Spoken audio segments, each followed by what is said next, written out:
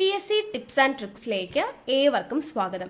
വരുന്ന LDC 2024, LGS 2024 എക്സാംസിന് വേണ്ടി prepare ചെയ്യുന്നവർക്ക് വേണ്ടിയിട്ടുള്ള സിലബസ് പ്രകാരമുള്ള ഫ്രീ ക്ലാസ്സുകൾ നമ്മുടെ ചാനലിലൂടെ സ്റ്റാർട്ട് ചെയ്തിട്ടുണ്ട്. ഒരു ദിവസം 6 ക്ലാസ്സുകൾ വെച്ചാണ് വരുന്നത്. അപ്പോൾ 6 ക്ലാസ്സുകൾ ഏതൊക്കെയാണെന്ന് ഞാനൊന്ന് പറയാം. തുടക്കക്കാർക്ക് വേണ്ടിയിട്ടാണ്. ഒരുപാട് പേര് പുതിയതായിട്ട് വന്നിട്ടുള്ളവരുണ്ട്. അപ്പോൾ ആദ്യം മുതലേ ഫോളോ ചെയ്ത് വരുന്നവർക്ക് കൃത്യമായിട്ട് ഏത് സമയത്താണെന്നൊക്കെ അറിയാം. പുതുതായിട്ട് ജോയിൻ ചെയ്തവർക്ക് വേണ്ടിയിട്ട് പറയാം. ആദ്യത്തെ ക്ലാസ് 6 മണിക്കാണ്, കാലത്ത് 6 മണിക്ക് സ്റ്റാർട്ട് ചെയ്യും. ദെൻ അടുത്തത് 9 മണിക്കാണ്. അത് കഴിഞ്ഞിട്ട് 12 മണിക്ക് അടുത്ത ക്ലാസ് വരും. ദെൻ അത് കഴിഞ്ഞ് 3 മണിക്ക് അടുത്ത ക്ലാസ് വരും. ഓക്കെ, ഇത്രയും ക്ലാസ് എന്ന് പറയുന്നത് ഇത് റെക്കോർഡഡ് ക്ലാസ് ആണ്. ഇതിൽ GK പോർഷൻസും മാത്സും ഇംഗ്ലീഷും എല്ലാം കവർ ചെയ്യും. ദെൻ അത് കഴിഞ്ഞ് രാത്രി 8 മണിക്ക് PYQ ഡിസ്കഷൻ ആണ് വരുന്നത്. ദെൻ രാത്രി 10:30 എക്സ്പെക്റ്റഡ് CA കറണ്ട് അഫയേഴ്സിൻ്റെ ക്ലാസ് ആണ്. ഇത് രണ്ടും നമുക്ക് ലൈവ് ക്ലാസ് ആണ് വരുന്നത്. അപ്പോൾ 2 ലൈവ് ക്ലാസ്സും 4 റെക്കോർഡഡ് ക്ലാസ്സും, ഇങ്ങനെ ടോട്ടൽ 6 ക്ലാസ് ആണ് നിങ്ങൾക്ക് ഒരു ദിവസം ലഭിക്കുന്നത്. അപ്പോൾ കൃത്യമായിട്ട് ഫോളോ ചെയ്യുക, നോട്ട്സ് തയ്യാറാക്കിയിട്ട് പഠിക്കുക.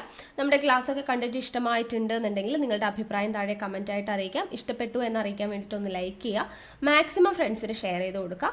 പിന്നെ ക്ലാസ് കേൾക്കാനിരിക്കുമ്പോൾ എപ്പോഴും നോട്ട്സ് തയ്യാറാക്കിയിട്ട് വേണം പഠിക്കാൻ വേണ്ടിയിട്ട്. നോട്ട്ബുക്ക് കയ്യിൽ വേണം, പഠിക്കുക, നോട്ട്സ് തയ്യാറാക്കുക. ഓക്കെ, പിന്നെ നമ്മുടെ ടെലഗ്രാം ചാനലിൽ മസ്റ്റ് ആയിട്ടും ജോയിൻ ചെയ്യണം. കാരണം നിങ്ങൾക്ക് ഓരോ ദിവസവും നൽകുന്ന ക്ലാസ്സുകൾ ഏതൊക്കെയാണെന്നുള്ളതിൻ്റെ ഇൻസ്ട്രക്ഷൻസും പഠിക്കാൻ വേണ്ടിയിട്ടുള്ളതിൻ്റെ PDF-ഉം കാര്യങ്ങളൊക്കെ നമ്മൾ ടെലഗ്രാം വഴിയാണ് കൊടുക്കുന്നത്. സോ ടെലഗ്രാമിൻ്റെ ലിങ്ക് ഞാൻ താഴെ ഡിസ്ക്രിപ്ഷൻ ബോക്സിൽ കൊടുത്തിട്ടുണ്ട്. ജോയിൻ ചെയ്യാത്തവരുണ്ടെങ്കിൽ ജോയിൻ ചെയ്യുക. ഓക്കെ, അപ്പോൾ നമുക്ക് ഇന്നത്തെ ക്ലാസ്സിലോട്ട് കിടക്കാം. ഇനി നമുക്ക് ഇന്ന് പഠിക്കേണ്ട അടുത്ത ചാപ്റ്റർ ആണ് കാറ്റിൻ്റെ ഉറവിടം തേടി. ഇതാണ് നെക്സ്റ്റ് ചാപ്റ്റർ, കാറ്റിൻ്റെ ഉറവിടം തേടി. ഇതും ഇമ്പോർട്ടൻ്റ് ആയിട്ടുള്ള ഒരു ചാപ്റ്റർ ആണ്. ഓക്കെ, അപ്പോൾ നമുക്ക് നോക്കാം. ആദ്യം തന്നെ നമുക്ക് ഇവിടെ ഒരു കോളത്തിൽ കൊടുത്തിട്ടുണ്ട്, നോക്കാം. അവിടെ നിന്ന് തന്നെ നമുക്ക് ചോദ്യങ്ങൾ പഠിക്കാനുണ്ട് കേട്ടോ. അപ്പോൾ നമുക്ക് ജസ്റ്റ് വായിക്കാം. 1497 ജൂലൈ 8 ലിസ്ബൺ തുറമുഖത്തു നിന്ന് 4 പായ്ക്കപ്പലുകളിലായി 170 പേരടങ്ങുന്ന സംഘത്തെ നയിച്ചുകൊണ്ട് വാസ്കോഡ ഗാമ യാത്ര തിരിച്ചു. അപ്പോ വാസ്കോഡ ഗാമ ഇന്ത്യയെ തേടി യാത്ര ആരംഭിച്ച തുറമുഖം ഏതാണ്? ലിസ്ബൺ ആണ്, ലിസ്ബൺ. അപ്പൊ അത് തന്നെ ആദ്യത്തെ ഒരു ചോദ്യമാണ് കേട്ടോ. വാസ്കോഡ ഗാമ ഇന്ത്യയെ തേടി യാത്ര ആരംഭിച്ച തുറമുഖമാണ് ഏത്? ലിസ്ബൺ. എപ്പോഴാണ് യാത്ര ആരംഭിച്ചത്? 1497 ജൂലൈ 8 വാസ്കോഡ ഗാമ ലിസ്ബൺ എന്ന് പറയുന്ന തുറമുഖത്ത് നിന്ന് ഇന്ത്യയിലോട്ട് യാത്ര തിരിച്ചത്. ഓക്കെ, അപ്പൊ ആ ഡേറ്റും ഓർത്തിരിക്കുക, തുറമുഖവും ഓർത്തിരിക്കുക. വാസ്കോഡ ഗാമയ്ക്കൊപ്പം സംഘത്തിൽ എത്ര പേരുണ്ടായിരുന്നു? 170 പേരുണ്ടായിരുന്നു. അപ്പൊ ഇതെല്ലാം ഓരോ ചോദ്യങ്ങളാണ് കേട്ടോ. അപ്പോൾ ഒന്നുകൂടെ പറയാം. വാസ്കോഡ ഗാമ ഇന്ത്യയെ തേടി യാത്ര ആരംഭിച്ച തുറമുഖം ലിസ്ബൺ തുറമുഖം. എപ്പോഴാണ് യാത്ര ആരംഭിച്ചത്? 1497 ജൂലൈ 8 എത്ര പേരടങ്ങുന്ന സംഘമായിരുന്നു അദ്ദേഹത്തിന്റെ കൂടെ ഉണ്ടായിരുന്നത്? 170 പേർ അടങ്ങുന്ന സംഘമായിരുന്നു. ഓക്കെ, ഇനി നോക്കുക. ഒരു രാജ്യം തേടിയുള്ള എക്കാലത്തെയും വലിയ സമുദ്രയാത്രയായിരുന്നു അത്. ലിസ്ബണിൽ നിന്ന് പുറപ്പെട്ട് ബ്രസീലിന്റെ തീരത്തെത്തി. തുടർന്ന് തെക്ക് കിഴക്കോട്ട്, പിന്നെ തുണയായത് തന്റെ മുൻഗാമിയായ ബർത്തലോമിയോ ഡയസ് കണ്ടെത്തിയ കാറ്റുകളായിരുന്നു. അവ അദ്ദേഹത്തെ ആഫ്രിക്കയുടെ തെക്കേ തീരത്തെത്തിച്ചു. എന്നാൽ പ്രാദേശിക ഭരണകൂടവുമായി ഉണ്ടായിരുന്ന എതിർപ്പിനെ തുടർന്ന് ഗാമ അവിടം വിട്ടു. തുടർന്ന് വടക്കോട്ട് മൊംബോസയും കടന്ന് മലിന്തിയിലെത്തി. അപ്പോ മലിന്തി തുറമുഖത്ത് ഇന്ത്യൻ കച്ചവടക്കാരുടെ സാന്നിധ്യം ശ്രദ്ധിച്ച അദ്ദേഹം ഒരു പ്രാദേശിക നാവികന്റെ സഹായം തേടി. അവിടെ നിന്ന് തെക്കു പടിഞ്ഞാറൻ മൺസൂൺ കാറ്റുകളുടെ സഹായത്തോടു കൂടി 1498 ഏപ്രിൽ 24 പുറപ്പെട്ട വാസ്കോഡ ഗാമ 23 ദിവസം കൊണ്ട് മെയ് 20 കോഴിക്കോടിനടുത്ത് കാപ്പാട് തുറമുഖത്ത് എത്തിച്ചേർന്നു. എന്നാൽ വിദഗ്ധരുടെ ഉപദേശം വകവയ്ക്കാതെ തെക്കു പടിഞ്ഞാറൻ മൺസൂൺ കാലത്ത് തന്നെ തിരിച്ചു പോകാൻ ശ്രമിച്ച ഗാമ ഏറെ പ്രയാസപ്പെട്ടു. തിരികെ മലിന്തിയിലെത്താൻ വാസ്കോഡ ഗാമയ്ക്ക് 132 ദിവസങ്ങൾ വേണ്ടി വന്നു. അപ്പൊ ഇവിടെ കുറെ പോയിന്റ്സ് നമുക്ക് പഠിക്കാനായിട്ടുണ്ട്. അപ്പൊ ആദ്യത്തെ പോയിന്റ് നമ്മൾ പറഞ്ഞു, വാസ്കോഡ ഗാമ ഇന്ത്യയെ തേടി യാത്ര ആരംഭിച്ച തുറമുഖം ലിസ്ബൺ. വാസ്കോഡ ഗാമയ്ക്കൊപ്പം സംഘത്തിലുണ്ടായിരുന്നവർ 170 പേർ. യാത്ര ആരംഭിച്ച വർഷം 1497 ജൂലൈ 8 ഇനി മലിന്തി തുറമുഖത്ത് നിന്ന് ഇന്ത്യയിലെത്താൻ വാസ്കോഡ ഗാമയെ സഹായിച്ചത് എന്താണ്? തെക്കു പടിഞ്ഞാറൻ മൺസൂൺ കാറ്റുകളാണ് അല്ലെ. അപ്പൊ തെക്കു പടിഞ്ഞാറൻ മൺസൂൺ കാറ്റുകളുടെ സഹായത്തോടു കൂടിയാണ് വാസ്കോഡ ഗാമ എവിടെ തെക്കു പടിഞ്ഞാറൻ മൺസൂൺ കാറ്റുകളുടെ സഹായത്തോടു കൂടിയിട്ടാണ് മലിന്തി തുറമുഖത്ത് നിന്ന് ഇന്ത്യയിലേക്ക് എത്താൻ വേണ്ടിയിട്ട് സഹായിച്ചത് വാസ്കോഡഗാമയെ. ഇനി മലിന്തി തുറമുഖത്ത് നിന്ന് വാസ്കോഡഗാമ യാത്ര തിരിച്ചത് എപ്പോഴാണ്? 1498 ഏപ്രിൽ 24-നാണ്. 1498 ഏപ്രിൽ 24-നാണ് യാത്ര തിരിച്ചത്. വാസ്കോഡഗാമ കോഴിക്കോടിനടുത്ത് കാപ്പാട് എത്തിയത് എപ്പോഴാണ്? 1498 മെയ് 20-നാണ്. അല്ലെ, ഇവിടെ ഡേറ്റ് കൊടുത്തിട്ടുണ്ട്, മെയ് 20. 1498 മെയ് 20-നാണ് അദ്ദേഹം കോഴിക്കോടിനടുത്ത് കാപ്പാട് എത്തിയത് എന്നുള്ളത് ഓർത്തിരിക്കുക. ഓക്കെ, അപ്പൊ ഇത്രയും പോയിന്റ്സ് നമുക്ക് ഈ ഒരു കോളത്തിൽ നിന്ന് തന്നെ പഠിക്കാൻ വേണ്ടിയിട്ട് ഉണ്ട്. ഇനി അടുത്തത് നമുക്ക് പഠിക്കേണ്ടത് നോക്കുക, എന്താണ് അന്തരീക്ഷ മർദ്ദം എന്നതാണ് നമ്മൾക്കിനി പഠിക്കാൻ വേണ്ടിയിട്ടുള്ളത്. ഓക്കെ, അപ്പോ അന്തരീക്ഷ മർദ്ദം എന്ന് പറഞ്ഞു കഴിഞ്ഞാൽ എന്താണ്? അന്തരീക്ഷ വായു ചെലുത്തുന്ന ഭാരമാണ് അന്തരീക്ഷ മർദ്ദം. എന്താണ്? അന്തരീക്ഷ വായു ചെലുത്തുന്ന ഭാരം. അന്തരീക്ഷ വായു ചെലുത്തുന്ന ഭാരമാണ് അന്തരീക്ഷ മർദ്ദം എന്ന് പറയുന്നത്. ഓക്കെ, അതൊരു പോയിന്റ് ആണ് കേട്ടോ, പഠിച്ചേക്കണേ. അന്തരീക്ഷ വായു ചെലുത്തുന്ന ഭാരമാണ് അന്തരീക്ഷ മർദ്ദം എന്ന് പറയുന്നത്. ഈ അന്തരീക്ഷ മർദ്ദത്തിൽ ഉണ്ടാവുന്ന വ്യതിയാനമാണ് കാറ്റുണ്ടാവാനുള്ള കാരണം. കാറ്റുകൾക്കുള്ള കാരണം എന്താണ്? അന്തരീക്ഷ മർദ്ദത്തിൽ ഉണ്ടാവുന്ന വ്യതിയാനങ്ങളാണ്. അന്തരീക്ഷ മർദ്ദത്തിൽ ഉണ്ടാവുന്ന വ്യതിയാനങ്ങളാണ് കാറ്റുകൾക്ക് അടിസ്ഥാനം എന്ന് മനസ്സിലാക്കി വെക്കാം. ഇനി ഭൗമോപരിതലത്തിൽ വായു ചെലുത്തുന്ന ശരാശരി ഭാരം എത്രയാണ് എന്ന് ചോദിച്ചു കഴിഞ്ഞാൽ, നമ്മൾ ഇനി അന്തരീക്ഷ മർദ്ദത്തിലെ വ്യതിയാനങ്ങളെ കുറിച്ചാണ് പഠിക്കുന്നത്. ഭൗമോപരിതലത്തിൽ വായു ചെലുത്തുന്ന ശരാശരി ഭാരം എത്രയാണ്? 1034 മില്ലിഗ്രാം ആണ് ഭൗമോപരിതലത്തിൽ വായു ചെലുത്തുന്ന ശരാശരി ഭാരം. ഓക്കെ, ഇനി അന്തരീക്ഷ മർദ്ദം അളക്കുവാൻ ഉപയോഗിക്കുന്ന ഉപകരണമാണ് രസബാരോമീറ്റർ. മെർക്കുറി ബാരോമീറ്റർ അല്ലെങ്കിൽ രസബാരോമീറ്റർ എന്ന ഉപകരണം ഉപയോഗിച്ചിട്ടാണ് എന്ത് ചെയ്യുന്നത്? അന്തരീക്ഷ മർദ്ദം അളക്കുന്നത്. അന്തരീക്ഷ മർദ്ദം അളക്കാൻ ഉപയോഗിക്കുന്ന ഉപകരണമാണ് രസബാരോമീറ്റർ എന്ന് പറയുന്നത്. അതുപോലെ അന്തരീക്ഷ മർദ്ദം രേഖപ്പെടുത്തുവാൻ ഉപയോഗിക്കുന്ന ഏകകങ്ങൾ ഏതൊക്കെയാണ്? മില്ലി ബാറും ഹെക്ടോ പാസ്കലും ആണ്. മില്ലി ബാറും ഹെക്ടോ പാസ്കലും ആണ് അന്തരീക്ഷ മർദ്ദം അളക്കുവാനുള്ള ഏകകങ്ങൾ എന്ന് പറയുന്നത്. ശരാശരി അന്തരീക്ഷ മർദ്ദത്തിൽ സ്ഫടിക കുഴലിലെ രസത്തിന്റെ നിരപ്പ് എത്രയാണെന്ന് ചോദിച്ചാൽ 76 സെന്റിമീറ്റർ ആണ്. ഓക്കെ, എന്താണ്? ശരാശരി അന്തരീക്ഷ മർദ്ദത്തിൽ രസത്തിന്റെ നിരപ്പ് അത് നിറച്ചിട്ടുള്ള സ്ഫടിക കുഴലുകളിൽ എത്രയാണ് എന്ന് ചോദിച്ചു കഴിഞ്ഞാൽ എത്രയാ? രസത്തിന്റെ നിരപ്പ് എത്രയാണ്? 76 സെന്റിമീറ്റർ ആണ്. അപ്പോഴത്തെ അന്തരീക്ഷ മർദ്ദം എത്രയാണെന്ന് ചോദിച്ചു കഴിഞ്ഞാൽ 1013.2 മില്ലിബാർ അഥവാ 1013.2 ഹെക്ടോ പാസ്കൽ ആണ്. ഇത് എല്ലാ പോയിന്റും ഇമ്പോർട്ടന്റ് ആണ് കേട്ടോ. അപ്പോൾ ഒന്നുകൂടെ പറയാം, എന്തൊക്കെയാണ് പറഞ്ഞത്? അന്തരീക്ഷ മർദ്ദം എന്ന് പറഞ്ഞു കഴിഞ്ഞാൽ അന്തരീക്ഷ വായു ചെലുത്തുന്ന ഭാരമാണ്. കാറ്റുകൾ ഉണ്ടാവാനുള്ള അടിസ്ഥാന കാരണം ഈ അന്തരീക്ഷ മർദ്ദത്തിൽ ഉണ്ടാകുന്ന വ്യതിയാനങ്ങളാണ്. ഭൗമോപരിതലത്തിൽ വായു ചെലുത്തുന്ന ശരാശരി ഭാരം എത്രയാണ്? 1034 മില്ലിഗ്രാം ആണെന്ന് പറഞ്ഞു. അന്തരീക്ഷ മർദ്ദം അളക്കുവാൻ ഉപയോഗിക്കുന്ന ഉപകരണമാണ് രസബാരോമീറ്റർ. അന്തരീക്ഷ മർദ്ദം അളക്കാൻ ഉപയോഗിക്കുന്ന ഏകകങ്ങൾ ഏതൊക്കെയാണ്? മില്ലി ബാറും ഹെക്ടോ പാസ്കലും ആണ്. ഇനി ശരാശരി അന്തരീക്ഷ മർദ്ദത്തിൽ രസത്തിന്റെ നിരപ്പ് സ്ഫടിക കുഴലുകളിൽ എത്രയാണ്? 76 സെന്റിമീറ്റർ ആണ്. അപ്പോഴത്തെ അന്തരീക്ഷ മർദ്ദം എത്രയാ? 1013.2 മില്ലിബാർ അഥവാ ഹെക്ടോ പാസ്കൽ ആണ്. ക്ലിയർ? ഇനി അടുത്ത് വായുമർദ്ദത്തെ സ്വാധീനിക്കുന്ന ഘടകങ്ങളാണ് പറയുന്നത്. വായുമർദ്ദത്തെ സ്വാധീനിക്കുന്ന പ്രധാനപ്പെട്ട ഘടകങ്ങളാണ്: 1 ഉയരം, 2 താപം, 3 ആർദ്രത. ഓക്കെ, അന്തരീക്ഷ മർദ്ദത്തെ സ്വാധീനിക്കുന്ന ഘടകങ്ങളിൽ 1 ഉയരം, 2 താപം, 3 ആർദ്രത. ഇനി അതിൽ ഓരോ ഘടകങ്ങളായിട്ടാണ് നമ്മൾ നോക്കുന്നത്. ആദ്യം ഉയരവും അന്തരീക്ഷ മർദ്ദവും നോക്കാം. ഉയരവും അന്തരീക്ഷ മർദ്ദവും. അപ്പോ ഉയരം കൂടുന്നതിനനുസരിച്ച് എന്ത് സംഭവിക്കും? അന്തരീക്ഷ മർദ്ദം കുറഞ്ഞു വരുന്നു. നമ്മൾ കഴിഞ്ഞ ദിവസം +1 നമ്മൾ ടെക്സ്റ്റ് ബുക്കിൽ പഠിച്ചതാണ് അല്ലെ. ഉയരം കൂടുന്നതിനനുസരിച്ച് അന്തരീക്ഷ മർദ്ദം എന്ത് ചെയ്യും? കുറഞ്ഞിരിക്കുകയാണ് ചെയ്യുക. ഓക്കെ, ഉയരം കൂടുന്നതിനനുസരിച്ച് അന്തരീക്ഷ മർദ്ദം എന്ത് ചെയ്യുന്നു? കുറഞ്ഞിരിക്കുന്നു. അത് ഇമ്പോർട്ടൻ്റ് ആണ് കേട്ടോ. ആ ഒരു പോയിന്റ് എത്ര കുറഞ്ഞിരിക്കുന്നു എന്നതും ചോദിക്കാറുണ്ട്. ഓക്കെ, ഉയരം കൂടുന്നതിനനുസരിച്ച് അന്തരീക്ഷ മർദ്ദം കുറഞ്ഞു വരുന്നു.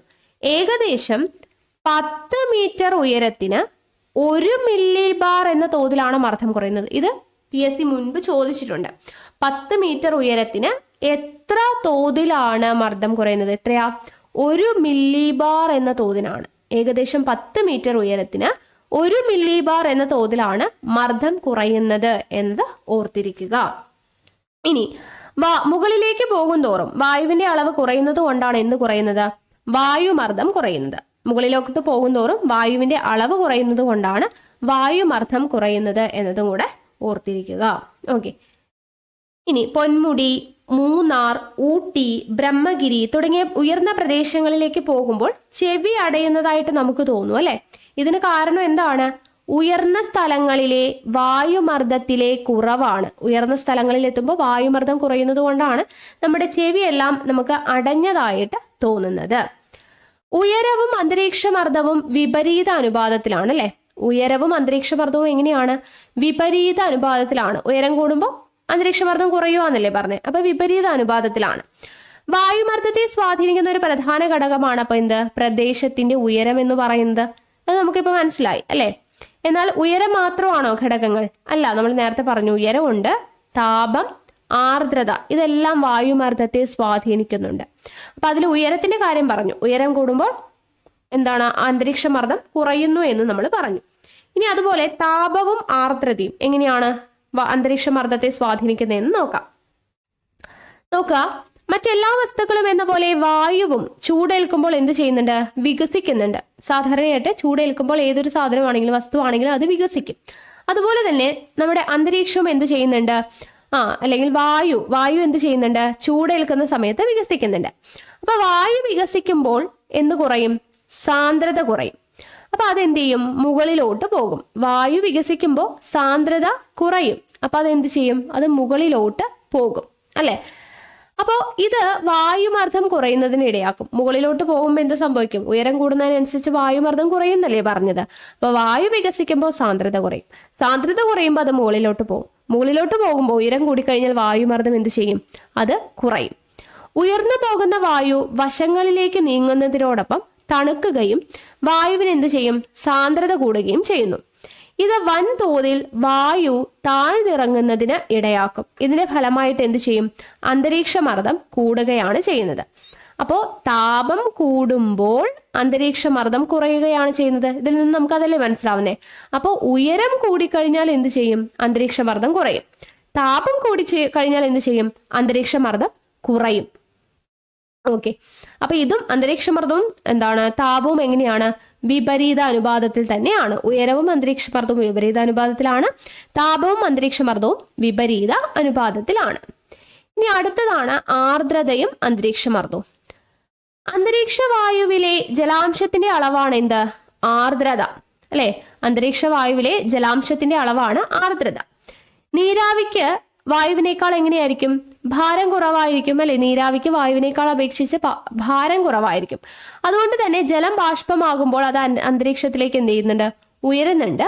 ഒരു നിശ്ചിത വ്യാപ്തം വായുവിൽ നീരാവിയുടെ അളവ് കൂടുതലാണെങ്കിൽ സ്വാഭാവികമായും ആ വായുവിന്റെ മർദ്ദം കുറവായിരിക്കും. ഓക്കെ. ഒരു നിശ്ചിത വ്യാപ്തം വായുവിൽ നീരാവിയുടെ അളവ് കൂടുതലാണെങ്കിൽ വായുവിന്റെ മർദ്ദം എന്തായിരിക്കും? കുറവായിരിക്കും. ആർദ്രതയും അന്തരീക്ഷ മർദ്ദവും അപ്പൊ എങ്ങനെയാണ്? വിപരീത അനുപാതത്തിലാണ് ആണല്ലോ. അപ്പൊ താപം, ഉയരം, ആർദ്രത ഇതെല്ലാം അന്തരീക്ഷ മർദ്ദവുമായിട്ട് എങ്ങനെയാണ്? വിപരീത അനുപാതത്തിലാണെന്ന് നമുക്ക് പറയാം. അപ്പൊ ഭൂപ്രദേശത്തിന്റെ ഉയരം, അന്തരീക്ഷത്തിലെ ആർദ്രത, അവിടെ അനുഭവപ്പെടുന്ന താപം ഇതെല്ലാം അന്തരീക്ഷ മർദ്ദത്തെ സ്വാധീനിക്കുന്നു. അന്തരീക്ഷ മർദ്ദവുമായിട്ട് അതെങ്ങനെയാണ്? വിപരീത അനുപാതത്തിലാണ്. ഓക്കെ. ഇനി ചുറ്റുപാടുകളെ അപേക്ഷിച്ച് ഒരു പ്രദേശത്ത് അന്തരീക്ഷ മർദ്ദം കൂടുതലാണെങ്കിൽ അവിടെ ഉച്ചമർദ്ദമാണെന്ന് പറയാം. ചുറ്റുപാടുകളെ അപേക്ഷിച്ച് ഒരു പ്രദേശത്ത് അന്തരീക്ഷ മർദ്ദം കൂടുതലായി കഴിഞ്ഞാൽ അവിടെ എന്താണ്? ഉച്ചമർദ്ദമാണെന്ന് നമുക്ക് പറയാൻ വേണ്ടി പറ്റും. അപ്പോൾ ഉച്ചമർദ്ദം ഇമ്പോർട്ടൻ്റ് ആണ്. അപ്പോൾ എന്തായിരിക്കും ന്യൂനമർദ്ദം? ചുറ്റുപാടുകളെ അപേക്ഷിച്ച് ഒരു പ്രദേശത്ത് അന്തരീക്ഷ മർദ്ദം കുറവാണെങ്കിൽ അതിനെ ന്യൂനമർദ്ദം എന്ന് നമ്മൾ പറയും. അടുത്തത് ഐസോബാർസ് അല്ലെങ്കിൽ സമമർദ്ദ രേഖകൾ എന്താണ്? സമതാപരേഖ എന്താണെന്ന് നമ്മൾ പഠിച്ചിട്ടുണ്ടായിരുന്നു അല്ലേ? അതുപോലെ അന്തരീക്ഷ മർദ്ദമുള്ള സ്ഥലങ്ങളെ തമ്മിൽ ബന്ധിപ്പിച്ചുകൊണ്ട് വരയ്ക്കുന്ന സാങ്കല്പിക രേഖകളാണ് സമ്മർദ്ദ രേഖകൾ. എന്താണ്? അന്തരീക്ഷമർദ്ദം, ഒരേ അന്തരീക്ഷമർദ്ദമുള്ള സ്ഥലങ്ങളെ തമ്മിൽ ബന്ധിപ്പിച്ചുകൊണ്ടിരിക്കുന്ന സാങ്കല്പിക രേഖകളെയാണ് സമമർദ്ദ രേഖകൾ എന്ന് പറയുന്നത്. സമമർദ്ദ രേഖകൾ നിരീക്ഷിച്ചാൽ ഏതൊരു പ്രദേശത്തെയും അന്തരീക്ഷമർദ്ദത്തിന്റെയും വിതരണക്രമം നമുക്ക് എന്താണ്, അനായാസം ബോധ്യമാകും എന്ന കാര്യം കൂടെ ഓർത്തിരിക്കുക. ഓക്കെ ആണല്ലോ. അടുത്തത് നമുക്ക് പഠിക്കേണ്ടത് ആഗോള മർദ്ദ മേഖലകളെ കുറിച്ചാണ്. ആഗോള മർദ്ദ മേഖലകളെ കുറിച്ചാണ് പഠിക്കേണ്ടത്. ഗ്ലോബൽ പ്രഷർ ബെൽറ്റ്സ് എന്ന് പറയുന്നത്. അപ്പോൾ ഈ ഒരു ചിത്രം ഉണ്ടല്ലോ, ഇത് നിങ്ങളുടെ മൈൻഡിൽ വേണം കേട്ടോ. ഈ ഒരു ചിത്രം നമ്മുടെ മനസ്സിലുണ്ടെങ്കിൽ നമുക്ക് ആഗോള മർദ്ദ മേഖലകൾ സുഖമായിട്ട് പഠിക്കാൻ വേണ്ടി പറ്റും. അപ്പൊ നമുക്ക് നോക്കാം, എന്താണ് ആഗോള മർദ്ദ മേഖലകൾ എന്ന് പറയുന്നത്? ഭൂമിയിലെ വിവിധ മർദ്ദ മേഖലകൾ ഏതൊക്കെയാണെന്ന് നമ്മൾ പഠിച്ചു അല്ലെ. മർദ്ദമേഖലകൾ ഇവയാണ് ആഗോള മർദ്ദ മേഖലകൾ എന്ന് പറയുന്നത്. അതായത് ഇവിടെ കാണിച്ചിരിക്കുന്ന ധ്രുവീയ ഉച്ചമർദ്ദ മേഖല, ന്യൂനമർദ്ദ മേഖല, മർദ്ദമേഖലകൾ നമ്മൾ പഠിച്ചില്ലേ. ഉച്ചമർദ്ദ മേഖല എന്താണ്, ന്യൂനമർദ്ദ മേഖല എന്താണെന്ന് നമ്മൾ പഠിച്ചു അല്ലെ. അപ്പോൾ ന്യൂനമർദ്ദം, ഉച്ചമർദ്ദം എന്നൊക്കെ പറഞ്ഞു. അതായത് ചുറ്റുപാടുകളെ അപേക്ഷിച്ച് ഒരു പ്രദേശത്ത് അന്തരീക്ഷമർദ്ദം കൂടുതലായാൽ അത് ഉച്ചമർദ്ദവും, ചുറ്റുപാടുകളെ അപേക്ഷിച്ച് ഒരു പ്രദേശത്ത് അന്തരീക്ഷമർദ്ദം കുറവാണെങ്കിൽ അത് ന്യൂനമർദ്ദവും ആണ്. അപ്പോൾ ഉച്ചമർദ്ദ മേഖലയും ന്യൂനമർദ്ദ മേഖലയും എന്താണെന്ന് നമ്മൾ പഠിച്ചു. അപ്പൊ ഇങ്ങനെ വിവിധ മർദ്ദ മേഖലകൾ ഉണ്ടല്ലോ, അതിനെയാണ് ആഗോള മർദ്ദ മേഖലകൾ എന്ന് പറയുക.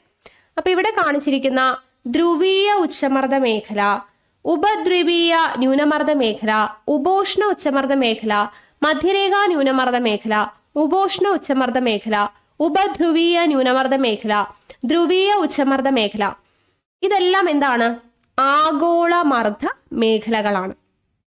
ക്ലിയർ? ഇനി ഇതിൽ ഓരോന്നും നമുക്ക് എക്സ്പ്ലെയിൻ ചെയ്ത് പഠിക്കണം. അപ്പൊ ആദ്യം മധ്യരേഖാ ന്യൂനമർദ്ദ മേഖല. ഇവിടെ എന്താണ് പ്രത്യേകത? വർഷം മുഴുവൻ സൂര്യരശ്മികൾ ലംബമായി പതിക്കുന്ന മേഖലയാണിത്. മധ്യരേഖാ ന്യൂനമർദ്ദ മേഖല. ഏതാണ് മധ്യരേഖാ ന്യൂനമർദ്ദ മേഖല? ഇവിടെ കാണുന്നത് അല്ലെ, ഭൂമധ്യരേഖയുടെ സ്ഥാനത്ത് കാണുന്നതാണ് മധ്യരേഖാ ന്യൂനമർദ്ദ മേഖല. അപ്പൊ വർഷം മുഴുവൻ സൂര്യരശ്മികൾ എങ്ങനെ പതിക്കുന്നു?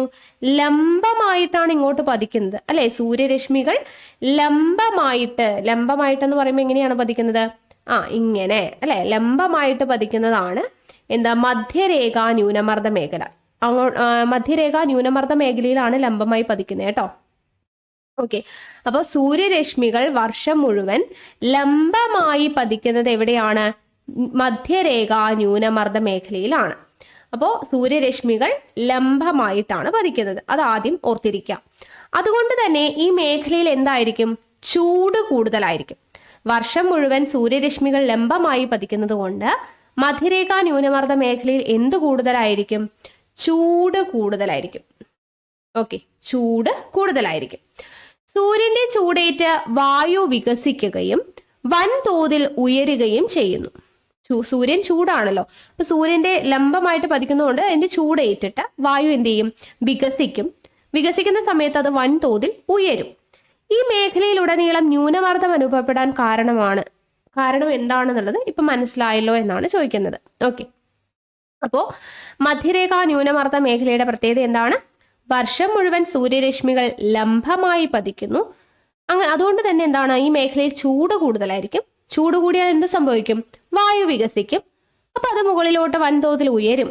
അപ്പൊ അതുകൊണ്ടാണ് അവിടെ ന്യൂനമർദ്ദം അനുഭവപ്പെടാൻ വേണ്ടിയിട്ട് കാരണം.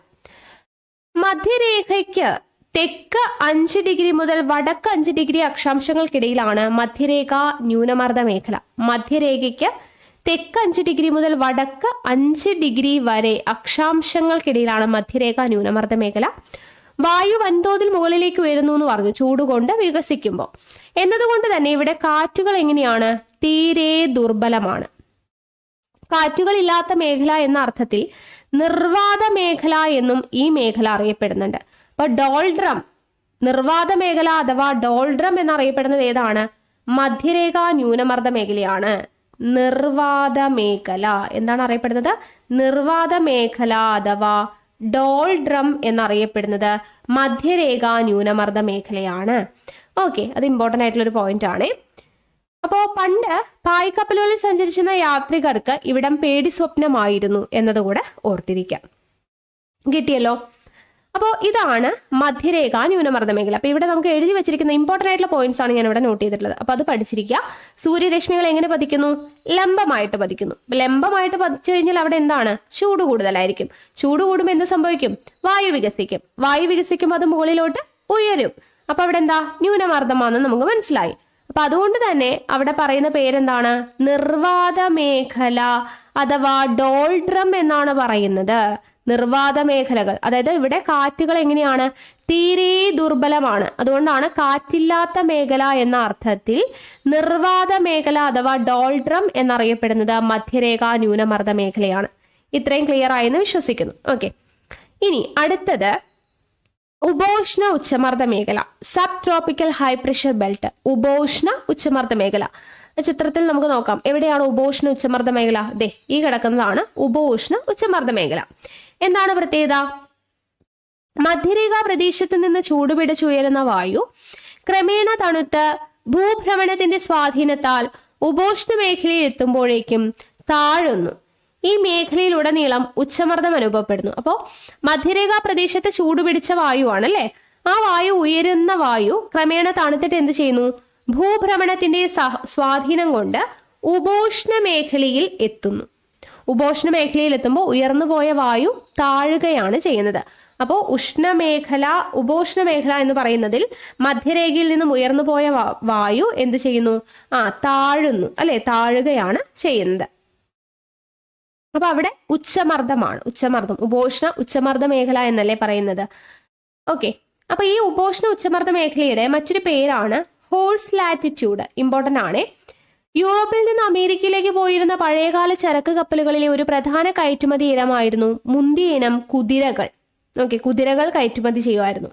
ഉപോഷ്ണ ഉച്ചമർദ്ദ മേഖലയിൽ കാറ്റുകൾ ദുർബലമായതിനാൽ പായ്ക്കപ്പലുകൾക്ക് സുഗമമായി സഞ്ചരിക്കാനാവാത്ത സാഹചര്യം ഉണ്ടായിരുന്നു. കപ്പലിന്റെ ഭാരം കുറച്ചാൽ സഞ്ചാരം എളുപ്പമാകുന്നതുകൊണ്ട് ഈ കുതിരകളിൽ പലതിനെയും കടലിൽ ഉപേക്ഷിക്കുമായിരുന്നത്രേ. അങ്ങനെയാണ് ഉപോഷ്ണ ഉച്ചമർദ്ദ മേഖലയ്ക്ക് എന്ത് പേര് വന്നത്? കുതിര അക്ഷാംശം അഥവാ ഹോഴ്സ് ലാറ്റിറ്റ്യൂഡ് എന്ന പേര് വന്നത്. അപ്പോൾ ഉപോഷ്ണ ഉച്ചമർദ്ദ മേഖല അറിയപ്പെടുന്ന മറ്റൊരു പേരാണ് ഹോഴ്സ് ലാറ്റിറ്റ്യൂഡ്. കുതിര അക്ഷാംശം, ഹോഴ്സ് ലാറ്റിറ്റ്യൂഡ് എന്നറിയപ്പെടുന്നത് ഉപോഷ്ണ ഉച്ചമർദ്ദ മേഖലയാണ് എന്നത് ഓർത്തിരിക്കുക. നിർവാത മേഖല എന്നറിയപ്പെടുന്ന ഏതാണ്? മധ്യരേഖ ന്യൂനമർദ്ദ മേഖല അല്ലെങ്കിൽ ഡോൾഡ്രം എന്നൊക്കെ അറിയപ്പെടുന്നു. ഓക്കെ, ക്ലിയർ ആയല്ലോ. ഇനി അടുത്തത് ഉപദ്രുവീയ ന്യൂനമർദ്ദ മേഖല. ഉപദ്രുവീയ ന്യൂനമർദ്ദ മേഖല അല്ലെങ്കിൽ sub polar low pressure belt എന്താണ്? ധ്രുവത്തിനോട് ഏറെ അടുത്തായതിനാൽ ഈ മേഖലയിൽ വായുവിന് തണുപ്പ് ഏറെയാണ്. ഉപദ്രുവീയ ന്യൂനമർദ്ദ മേഖല. ഉപദ്രുവീയ ന്യൂനമർദ്ദ മേഖല എന്ന് പറയുമ്പോൾ ഇതാണ് അല്ലെ. അപ്പൊ ധ്രുവത്തോട് ഏറ്റവും അടുത്താണ് കിടക്കുന്നത്. അപ്പൊ ധ്രുവത്തോട് ഏറ്റവും അടുത്ത് കിടക്കുന്നത് കൊണ്ട് തന്നെ എന്ത് സംഭവിക്കുന്നു? വായുവിന് തണുപ്പ് ഏറെയാണ്. തണുത്ത വായു ഭൂമിയോട് ചേർന്ന് നിലകൊള്ളുമെങ്കിലും ഭൂമിയുടെ ഭ്രമണം മൂലം ഈ വായു ശക്തമായി ചുഴറ്റി എറിയപ്പെടുന്നു. ഇതുമൂലം ഉപദ്രുവീയ മേഖലയുടെ ഉടനീളം ന്യൂനമർദ്ദം അനുഭവപ്പെടുന്നു. അപ്പോൾ തണുപ്പ് കൂടുതലാണ്, ന്യൂനമർദ്ദമാണ് അനുഭവപ്പെടുന്നത്. ഉപദ്രുവീയ ന്യൂനമർദ്ദ മേഖല എന്നല്ലേ പറയുന്നത്. അപ്പൊ ഇവിടെ തണുപ്പ് കൂടുതലാണ് ധ്രുവപ്രദേശത്തിനോട് അടുത്തായതുകൊണ്ട്, പക്ഷെ ന്യൂനമർദ്ദമാണ് എന്നതും ഓർത്തിരിക്കുക. ഇനി അടുത്തത് ധ്രുവീയ ഉച്ചമർദ്ദ മേഖല, പോളാർ ഹൈ പ്രഷർ ബെൽറ്റ്. വർഷം മുഴുവൻ കൊടും തണുപ്പ് അനുഭവപ്പെടുന്ന മേഖലയാണ് ഇത് ധ്രുവീയ ഉച്ചമർദ്ദ മേഖല. ധ്രുവങ്ങളിലെ അതികഠിനമായ തണുപ്പിൽ അവിടുത്തെ വായു തണുക്കുന്നതിനാൽ ഈ മേഖല സദാ ഉച്ചമർദ്ദത്തിലായിരിക്കും. ഓക്കെ, അപ്പൊ ഇവിടെ കൊടും തണുപ്പ് അനുഭവപ്പെടുന്ന മേഖലയാണ് ഇത് ധ്രുവീയ ഉച്ചമർദ്ദ മേഖല. കൊടും തണുപ്പായിരിക്കും, കൊടും തണുപ്പ്. അപ്പൊ ഇവിടെ ഇമ്പോർട്ടന്റ് ആയിട്ട് അറിഞ്ഞിരിക്കേണ്ടത് മധ്യരേഖ ന്യൂനമർദ്ദ മേഖല ഇമ്പോർട്ടന്റ് ആണ്. ചൂട് കൂടുതലാണ്, സൂര്യരശ്മികൾ ലംബമായിട്ടാണ് പതിക്കുന്നത്. നിർവാത മേഖല അഥവാ ഡോൾഡ്രം എന്നൊക്കെ അറിയപ്പെടുന്നു. ഉപോഷ്ണ ഉച്ചമർദ്ദ മേഖല എന്ന് പറയുമ്പോൾ ഉച്ചമർദ്ദ മേഖല പേര് പോലെ തന്നെയാണ്, ഉച്ചമർദ്ദമാണ്. Horse latitude എന്നറിയപ്പെടുന്നുണ്ട്. ഉപദ്രുവീയ ന്യൂനമർദ്ദ മേഖലയാണ് അല്ലെ. ഇപ്പൊ ന്യൂനമർദ്ദമാണ്, തണുപ്പ് കൂടുതൽ അനുഭവപ്പെടുന്ന പ്രദേശമാണ് ധ്രുവത്തോട് അടുത്തായതുകൊണ്ട് തന്നെ. പിന്നെ ധ്രുവീയ ഉച്ചമർദ്ദ മേഖല എന്ന് പറയുമ്പോൾ കൊടും തണുപ്പ് അല്ലെ, കൊടും തണുപ്പുള്ള പ്രദേശമാണ് ധ്രുവീയ ഉച്ചമർദ്ദ മേഖല. അപ്പൊ ഇത്രയും കാര്യങ്ങളാണ് ഇവിടെ ആഗോള മർദ്ദ മേഖലകളിൽ നമുക്ക് പഠിക്കാനായിട്ടുള്ളത്. ഓക്കെ, ഇനി നോക്കുക, ഭൂമിയിലെ മർദ്ദ മേഖലകളുടെ വിതരണക്രമം ബോധ്യപ്പെട്ടു, നമ്മൾ പഠിച്ചു. സൗരോർജ്ജ ലഭ്യതയിലെ ഏറ്റക്കുറച്ചിലുകളും ഭൂമിയുടെ ഭ്രമണവുമാണ് വിവിധ മർദ്ദമേഖലകളുടെ രൂപീകരണത്തിന്റെ അടിസ്ഥാനം. അപ്പൊ നമ്മളിപ്പോൾ പഠിച്ച മർദ്ദമേഖലകൾ ഉണ്ടല്ലോ, ഉപോഷ്ണ ഉച്ചമർദ്ദ മേഖല, മധ്യരേഖ ന്യൂനമർദ്ദ മേഖല, ധ്രുവീയ ഉച്ചമർദ്ദ മേഖല. അപ്പൊ ഇങ്ങനെയുള്ള മർദ്ദമേഖലകളുടെ രൂപീകരണത്തിന്റെ അടിസ്ഥാനം എന്താണ്? സൗരോർജ്ജ ലഭ്യതയിലെ ഏറ്റക്കുറച്ചിലുകളാണ്, അതുപോലെ ഭൂമിയുടെ ഭ്രമണവും. സൗരോർജ്ജ ലഭ്യതയിലെ ഏറ്റക്കുറച്ചിലുകളും ഭൂമിയുടെ ഭ്രമണവുമാണ് ഇതിന്റെ എല്ലാം പ്രധാന കാരണം. സൂര്യന്റെ അയനത്തിനനുസൃതമായി മർദ്ദമേഖലകൾക്ക് സ്ഥാനമാറ്റം ഉണ്ടാവുന്നു. നമ്മൾ പഠിച്ചില്ലേ സൂര്യന്റെ അയനം എന്ന് പറയുന്നത്. അപ്പൊ അതിനനുസരിച്ച് മർദ്ദമേഖലകൾക്ക് സ്ഥാനമാറ്റം ഉണ്ടാവുന്നു. ഉത്തരായന കാലത്ത് മർദ്ദമേഖലകൾ വടക്കോട്ട് നീങ്ങുന്നു, ദക്ഷിണായന കാലത്താണെങ്കിലോ തെക്കോട്ടും. അപ്പൊ ഉത്തരായന കാലത്ത് മർദ്ദമേഖലകൾ വടക്കോട്ട് നീങ്ങുന്നു, ദക്ഷിണായന കാലത്ത് തെക്കോട്ടാണ് നീങ്ങുന്നത്. അടുത്തത് അന്തരീക്ഷ മർദ്ദവും കാറ്റുകളും നോക്കുക. ആഗോളതലത്തിൽ അന്തരീക്ഷ മർദ്ദത്തിലെ ഏറ്റക്കുറച്ചിലുകൾ കാറ്റുകൾ രൂപം കൊള്ളുന്നതിന് കാരണമാവുന്നു. ആഗോളതലത്തിൽ അന്തരീക്ഷ മർദ്ദത്തിലെ ഏറ്റക്കുറച്ചിലുകൾ എന്ത് ചെയ്യുന്നു? കാറ്റുകൾ രൂപം കൊള്ളുന്നതിന് കാരണമാവുന്നു. ഉച്ചമർദ്ദ മേഖലയിൽ നിന്ന് ന്യൂനമർദ്ദ മേഖലയിലേക്കുള്ള വായുവിന്റെ തിരശ്ചീന ചലനമാണ് കാറ്റുകൾ. ഇമ്പോർട്ടന്റ് ആണ് കേട്ടോ. എന്താണ് കാറ്റുകൾ? കാറ്റുകൾ എന്ന് പറഞ്ഞാൽ എന്താ? ഉച്ചമർദ്ദ മേഖലയിൽ നിന്നും ന്യൂനമർദ്ദ മേഖലയിലേക്കുള്ള, ഉച്ചമർദ്ദ മേഖലയിൽ നിന്നും ന്യൂനമർദ്ദ മേഖലയിലേക്കുള്ള തിരശ്ചീന ചലനമാണ് കാറ്റുകൾ എന്ന് പറയുന്നത്. സസ്യങ്ങളുടെ ഇലകൾ ഇളകുന്നത് കൊണ്ട് മാത്രം നമുക്ക് തിരിച്ചറിയാൻ കഴിയുന്ന ഇളം കാറ്റുകൾ മുതൽ സർവനാശം വിതയ്ക്കുന്ന കൊടുങ്കാറ്റുകൾ വരെ, അല്ലെ, വിവിധ തരത്തിലുള്ള കാറ്റുകൾ നമ്മുടെ ഭൂമുഖത്ത് ഉണ്ടായിട്ടുണ്ട്, നമുക്കറിയുന്നതാണ്. കാറ്റുകൾക്ക് പേര് നൽകിയിട്ടുള്ളത് അവ ഏത് ദിശയിൽ നിന്നും വീശുന്നു എന്നതിന്റെ അടിസ്ഥാനത്തിലാണ്. കാറ്റുകൾക്ക്, ഓരോ കാറ്റുകൾക്കും ഓരോ പേരുണ്ടായിരിക്കും. അപ്പൊ ആ കാറ്റുകൾക്ക് പേര് നൽകുന്നത് അത് ഏത് ദിശയിൽ നിന്നും വീശുന്നു എന്നതിന്റെ അടിസ്ഥാനത്തിലാണ്. ഉദാഹരണമായിട്ട് തെക്കൻ കാറ്റ്. തെക്കൻ കാറ്റ് എന്ന് പറഞ്ഞാൽ എന്താണ്? അത് വീശുന്നത് എവിടെ നിന്നായിരിക്കും? തെക്കു ദിശയിൽ നിന്നായിരിക്കും. ഉത്ഭവിക്കുന്ന പ്രദേശത്തിന്റെ സവിശേഷതകൾ നോക്കിയിട്ടാണ് നമ്മൾ കാറ്റിന്റെ പേര് പറയുന്നത്. അതുപോലെ തന്നെ കാറ്റിന്റെ സ്വഭാവം പറയുന്നതും അത് ഉത്ഭവിക്കുന്ന പ്രദേശത്തിന്റെ സവിശേഷതകൾ നോക്കിയിട്ടാണ്. കടലിൽ നിന്ന് കരയിലേക്ക് വീശുന്ന കാറ്റ് നീരാവി പൂരിതമായിരിക്കും. കടലിൽ നിന്നും കരയിലേക്ക് വീശുന്ന കാറ്റ് എങ്ങനെയായിരിക്കും? നീരാവി പൂരിതമായിരിക്കും. എന്നാൽ വരണ്ട പ്രദേശത്ത് നിന്ന് വീശുന്ന കാറ്റുകൾ എങ്ങനെയായിരിക്കും? നീരാവി രഹിതമായിരിക്കും. ഓക്കെ, കടലിൽ നിന്നും കരയിലേക്ക് വീശുന്ന കാറ്റ് നീരാവി പൂരിതമായിരിക്കും. വരണ്ട പ്രദേശത്ത് നിന്നും വീശുന്ന കാറ്റുകൾ നീരാവി രഹിതമായിരിക്കും. അതും അറിഞ്ഞിരിക്കുക. ഇനി അടുത്തത് ഇമ്പോർട്ടൻ്റ് ആയിട്ടുള്ള ഒരു കാര്യമാണ്. ഇത് PSCക്ക് കുറേ പ്രാവശ്യം ചോദിച്ചൊരു ക്വസ്റ്റ്യൻ ആണ്. കാറ്റിന്റെ വേഗവും ദിശയും അതിനെ സ്വാധീനിക്കുന്ന ഘടകങ്ങളാണ് പറയുന്നത്. കാറ്റിന്റെ വേഗതയെയും ദിശയെയും സ്വാധീനിക്കുന്ന ഘടകങ്ങൾ ഏതൊക്കെയാണ്? ഒന്ന്, മർദ്ദചരിവ്, പ്രഷർ ഗ്രേഡിയന്റ്. രണ്ട്, കോറിയോലിസ് പ്രഭാവം, കോറിയോലിസ് ഫോഴ്സ്. മൂന്ന്, ഘർഷണം, ഫ്രിക്ഷൻ. അപ്പോൾ ഇതെങ്ങനെ ചോദിക്കും? താഴെ തന്നിരിക്കുന്നവയിൽ കാറ്റിന്റെ വേഗതയെയും ദിശയെയും സ്വാധീനിക്കുന്ന ഘടകങ്ങളിൽ ഉൾപ്പെടാത്തത് ഏത് എന്ന് പറഞ്ഞിട്ട് അഡീഷണൽ ആയിട്ട് ഏതെങ്കിലും ഒക്കെ കൊടുക്കാം. അപ്പൊ ഇത് ഇമ്പോർട്ടൻ്റ് ആണ്, പഠിച്ചിരിക്കുക. കാറ്റിന്റെ വേഗതയും ദിശയെയും സ്വാധീനിക്കുന്ന ഘടകങ്ങൾ ഏതൊക്കെയാ? മർദ്ദചരിവ്, കോറിയോലിസ് പ്രഭാവം, ഘർഷണം എന്നിവയാണ്. അപ്പോൾ ഇത് ഓരോന്നും എങ്ങനെയാണ് സ്വാധീനിക്കുന്നത് അത് നോക്കാം. ആദ്യം മർദ്ദചരിവ്. ഭൗമോപരിതലത്തിലെ വിവിധ പ്രദേശങ്ങളിൽ അന്തരീക്ഷ മർദ്ദം വ്യത്യസ്തമായിരിക്കും. നമ്മൾ പറഞ്ഞല്ലേ, ഭൗമോപരിതലത്തിലെ വിവിധ പ്രദേശങ്ങളിൽ അന്തരീക്ഷ മർദ്ദം വ്യത്യസ്തമായിരിക്കും. ഇത്തരത്തിൽ തിരശ്ചീന തലത്തിൽ അനുഭവപ്പെടുന്ന മർദ്ദ വ്യതിയാനത്തെയാണ് എന്തെന്ന് പറയുന്നത്? മർദ്ദചരിവ് എന്ന് പറയുന്നത്. തിരശ്ചീന തലത്തിൽ അനുഭവപ്പെടുന്ന മർദ്ദ വ്യതിയാനത്തെയാണ് മർദ്ദചരിവ് എന്ന് വിളിക്കുന്നത്.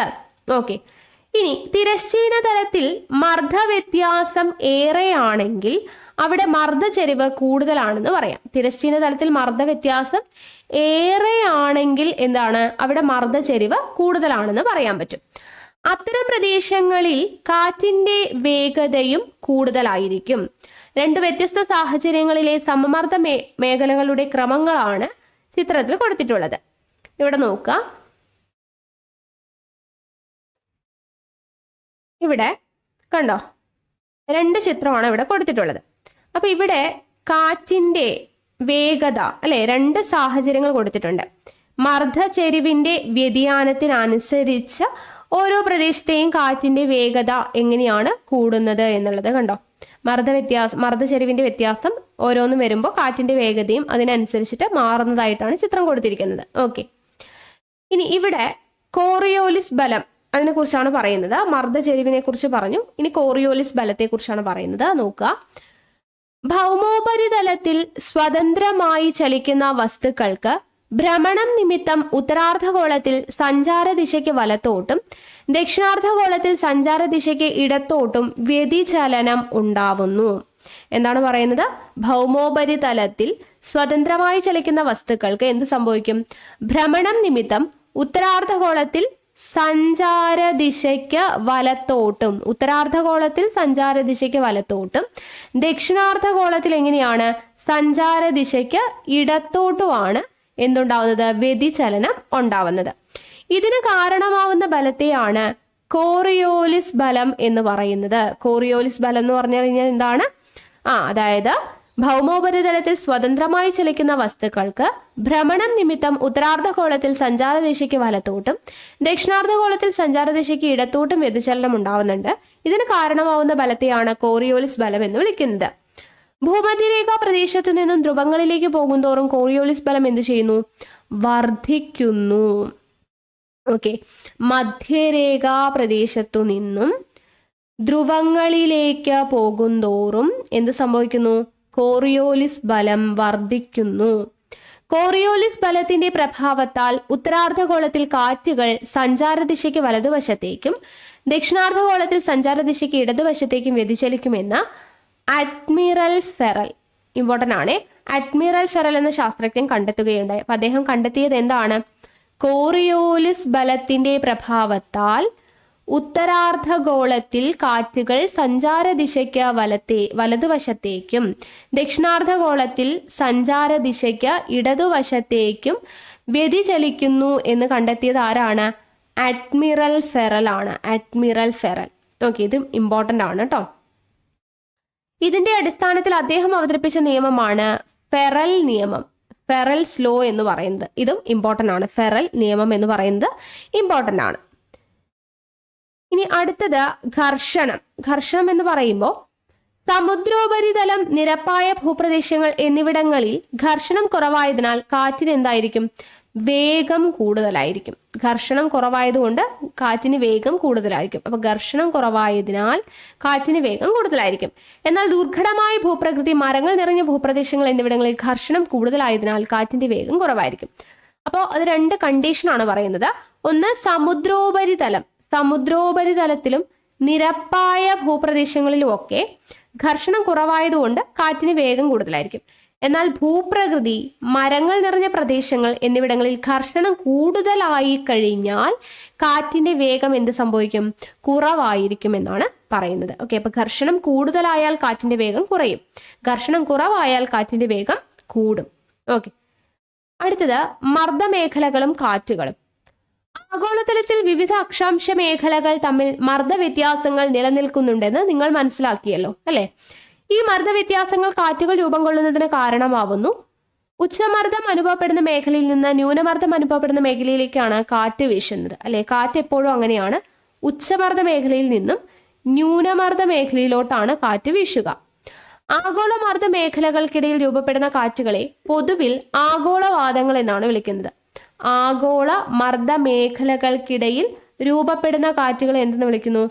ആഗോളവാദങ്ങൾ എന്നാണ് പൊതുവെ വിളിക്കുന്നത്. അപ്പൊ ആഗോളവാദങ്ങൾ 3 തരത്തിലുള്ള ആഗോളവാദങ്ങളാണുള്ളത്. വാണിജ്യവാദങ്ങൾ. ഓക്കെ, ഏതൊക്കെയാണ്? വാണിജ്യവാദങ്ങൾ, പശ്ചിമവാദങ്ങൾ, ധ്രുവീയ പൂർവ്വവാദങ്ങൾ.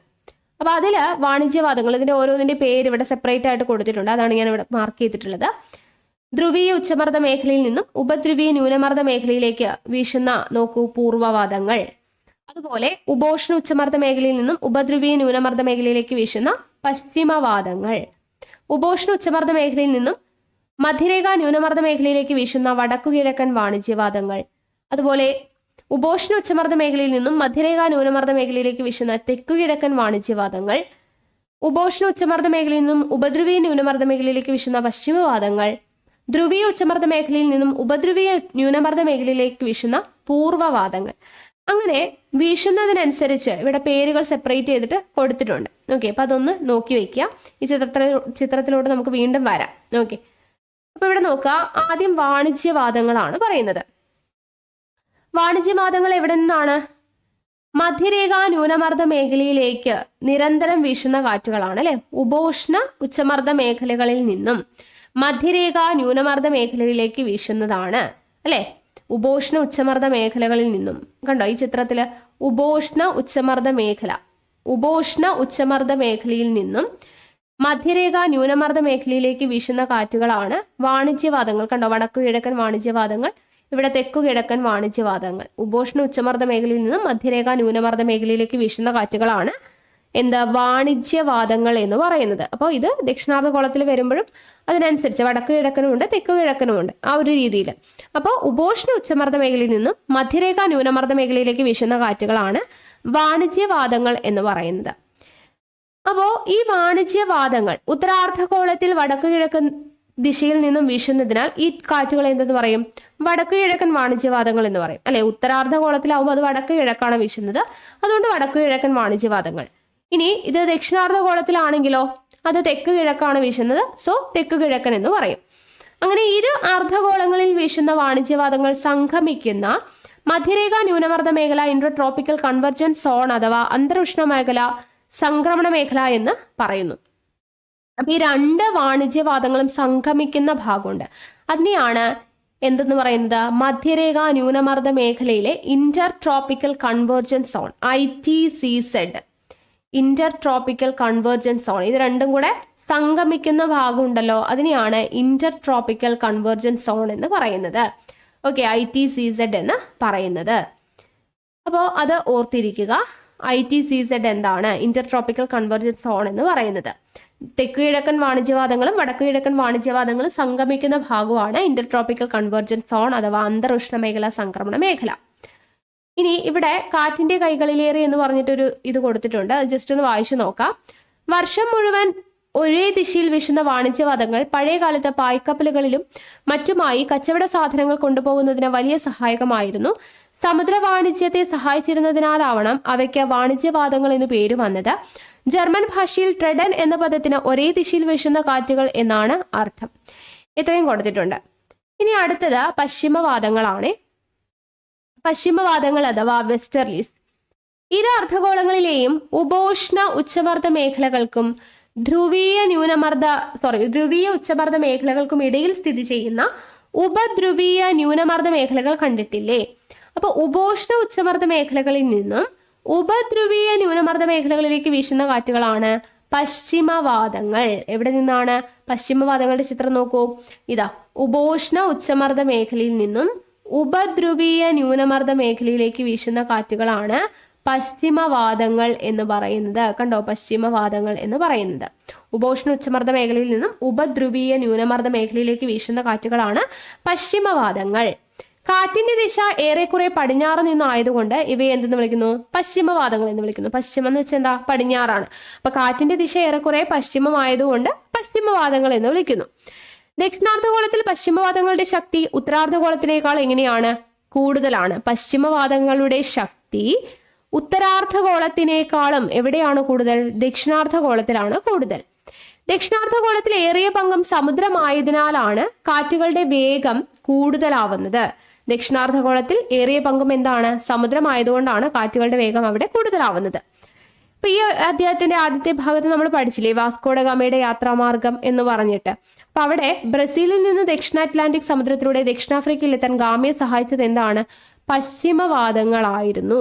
ഓക്കെ, ദക്ഷിണ അറ്റ്ലാന്റിക് സമുദ്രത്തിൽ നിന്നും ദക്ഷിണാഫ്രിക്കയിൽ എത്താൻ ഗാമയെ സഹായിച്ചത് പശ്ചിമവാദങ്ങളായിരുന്നു എന്ന് ഓർത്തിരിക്കാം. ദക്ഷിണാർദ്ധഗോളത്തിലെ വിശാലമായ സമുദ്രങ്ങളിലൂടെ ആഞ്ഞു വീശുന്ന പശ്ചിമവാദങ്ങളെ റോറിംഗ് ഫോർട്ടീസ്, ഓക്കെ, അതായത് 40 ഡിഗ്രി തെക്ക് അക്ഷാംശങ്ങളിൽ എന്താന്ന് പറയുന്നത്? റോറിംഗ് ഫോർട്ടീസ് എന്ന് പറയുന്നു. 50 ഡിഗ്രി അക്ഷാംശങ്ങളിൽ ഫ്യൂരിയസ് 50s എന്ന് പറയുന്നു. അതുപോലെ 60 ഡിഗ്രി അക്ഷാംശങ്ങളിൽ ഷ്രീക്കിംഗ് 60s എന്നുമാണ് പറയുന്നത്. അപ്പോൾ ഈ പശ്ചിമവാദങ്ങളുടെ പേരുകൾ 3 തരത്തിലാണ് ഉള്ളത്. ഏതൊക്കെയാ? 40 ഡിഗ്രി തെക്ക് അക്ഷാംശങ്ങളിൽ റോറിംഗ് 40s എന്നും, 50 ഡിഗ്രി അക്ഷാംശങ്ങളിൽ ഫ്യൂരിയസ് 50s എന്നും, 60 ഡിഗ്രി അക്ഷാംശങ്ങളിൽ ഷ്രീക്കിംഗ് 60s എന്നുമാണ് അറിയപ്പെടുന്നത്. ഇത് ഇമ്പോർട്ടൻ്റ് ആണ് കേട്ടോ. ഓക്കെ, ഇനി അടുത്തത് ധ്രുവീയ പൂർവ്വവാദങ്ങൾ, പോളാർ ഈസ്റ്റർലീസിനെ കുറിച്ചാണ് നമ്മൾ പഠിക്കുന്നത്. ഓക്കെ, അപ്പൊ നോക്കുക, ധ്രുവങ്ങളിലെ മഞ്ഞുറഞ്ഞ മേഖലകൾ ഉച്ചമർദ്ദ കേന്ദ്രമാണെന്ന് നിങ്ങൾ പഠിച്ചിട്ടുണ്ടല്ലോ. അവിടെ നിന്ന് ഉപോഷ്ണ മേഖലയെ ലക്ഷ്യമാക്കി വീശുന്ന ഹിമകാറ്റുകളാണ് ധ്രുവീയ വാദങ്ങൾ എന്ന് പറയുന്നത്. അപ്പോൾ ധ്രുവങ്ങളിലെ മഞ്ഞുറഞ്ഞ മേഖലകൾ ഉച്ചമർദ്ദ കേന്ദ്രമാണ്. ആ ഉച്ചമർദ്ദ കേന്ദ്രത്തിൽ നിന്നും ഉപോഷ്ണ മേഖലയെ ലക്ഷ്യമാക്കി വീശുന്ന ഹിമകാറ്റുകളാണ് എന്ത്? ധ്രുവീയ വാദങ്ങൾ എന്ന് പറയുന്നത്. കോറിയോലിസ് ബലം നിമിത്തം ഇവ ഒരു അർദ്ധഗോളങ്ങളിലും കിഴക്കുദിക്കിൽ നിന്നാണ് വീശുന്നത്. അതിനാൽ ഇവ ധ്രുവീയ പൂർവ്വവാദങ്ങൾ എന്നാണ് അറിയപ്പെടുന്നത്. കോറിയോലിസ് ബലം എന്താണെന്ന് നമ്മൾ പഠിച്ചല്ലോ. അപ്പൊ അതിന് നിമിത്തം ഇവ ഒരു അർദ്ധഗോളങ്ങളിലും കിഴക്കു ദിക്കിൽ നിന്നാണ് വീശുന്നത്. അപ്പൊ അതുകൊണ്ടാണ് ഇവയെ ധ്രുവീയ പൂർവ്വവാദങ്ങൾ എന്ന് വിളിക്കുന്നത്. വടക്കേ അമേരിക്ക, വടക്കൻ യൂറോപ്യൻ രാജ്യങ്ങൾ, റഷ്യ എന്നീ മേഖലകളിലെ കാലാവസ്ഥ നിർണ്ണയിക്കുന്നതിൽ ഈ കാറ്റുകൾക്ക് ഗണ്യമായ പങ്കുണ്ട്. അപ്പോൾ വടക്കേ അമേരിക്ക, വടക്കേ യൂറോപ്യൻ രാജ്യങ്ങൾ, റഷ്യ എന്നീ മേഖലകളിലെ കാലാവസ്ഥ നിർണ്ണയിക്കുന്നതിൽ പങ്കുള്ള കാറ്റ് ഏതാണ്? പശ്ചിമവാദം ഏതാണ്? ധ്രുവീയ പൂർവ്വവാദങ്ങൾ ആണ് എന്നുള്ളത് ഓർത്തിരിക്കുക. ഓക്കെ, അപ്പോൾ അത്രയും കാര്യങ്ങൾ അവിടെ ഓർത്തിരിക്കുക. ഇനി അടുത്തത് കാലികവാദങ്ങളെ കുറിച്ചാണ് പഠിക്കുന്നത്. കാലികവാദങ്ങൾ അഥവാ പീരിയോഡിക് വിൻസിനെ കുറിച്ചാണ് നമ്മൾ പഠിക്കുന്നത്. അപ്പൊ ഇവിടെ നോക്കുക, നിശ്ചിത ഇടവേളകളിൽ മാത്രം ആവർത്തിച്ചുണ്ടാവുന്ന കാറ്റുകളെ കാലികവാദങ്ങൾ എന്ന് വിളിക്കുന്നു. നിശ്ചിത ഇടവേളകളിൽ മാത്രം ആവർത്തിച്ചിട്ടുണ്ടാവുന്ന കാറ്റുകളെ കാലികവാദങ്ങൾ എന്നാണ് വിളിക്കുന്നത്. ഋതുക്കളിലോ ദൈനംദിനമോ ആവർത്തിക്കുന്ന കാലികവാദങ്ങൾ ഉണ്ട്. ഋതുക്കളിൽ ആവർത്തിക്കുന്ന കാറ്റുകൾക്ക് ഉദാഹരണമാണ് മൺസൂൺ കാറ്റുകൾ. ഓക്കെ, അപ്പൊ കാലികവാദങ്ങൾ എന്ന് പറയുമ്പോൾ എന്താണ്? നിശ്ചിത ഇടവേളകളിൽ മാത്രം ആവർത്തിച്ചിട്ടുണ്ടാവുന്ന കാറ്റുകളെയാണ് കാലികവാദങ്ങൾ എന്ന് വിളിക്കുന്നത്. ഋതുക്കളിലോ ദൈനംദിനമോ ആവർത്തിക്കുന്ന കാലികവാദങ്ങളുണ്ട്.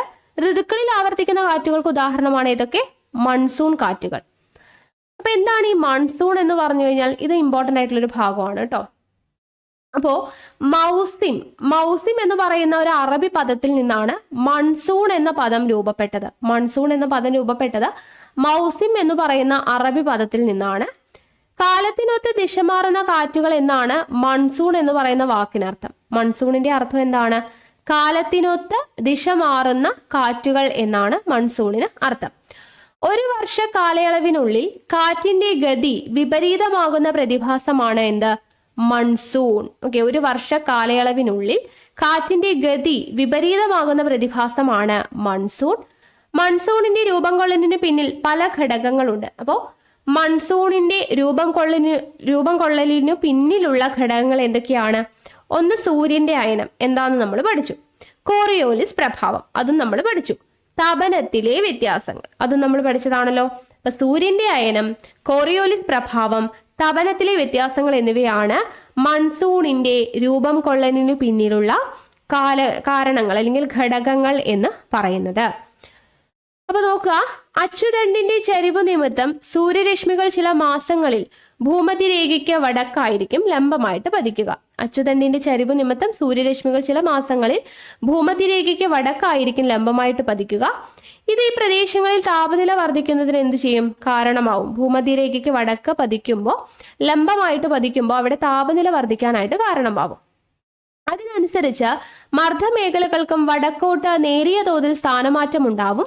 ഉത്തരാർദ്ധഗോളത്തിലെ വേനൽക്കാലത്ത് മധ്യരേഖ ന്യൂനമർദ്ദ മേഖല വടക്കോട്ട് നീങ്ങുമ്പോൾ തെക്കുകിഴക്കൻ വാണിജ്യവാദങ്ങളും മധ്യരേഖ കടന്ന് വടക്കോട്ട് നീങ്ങും.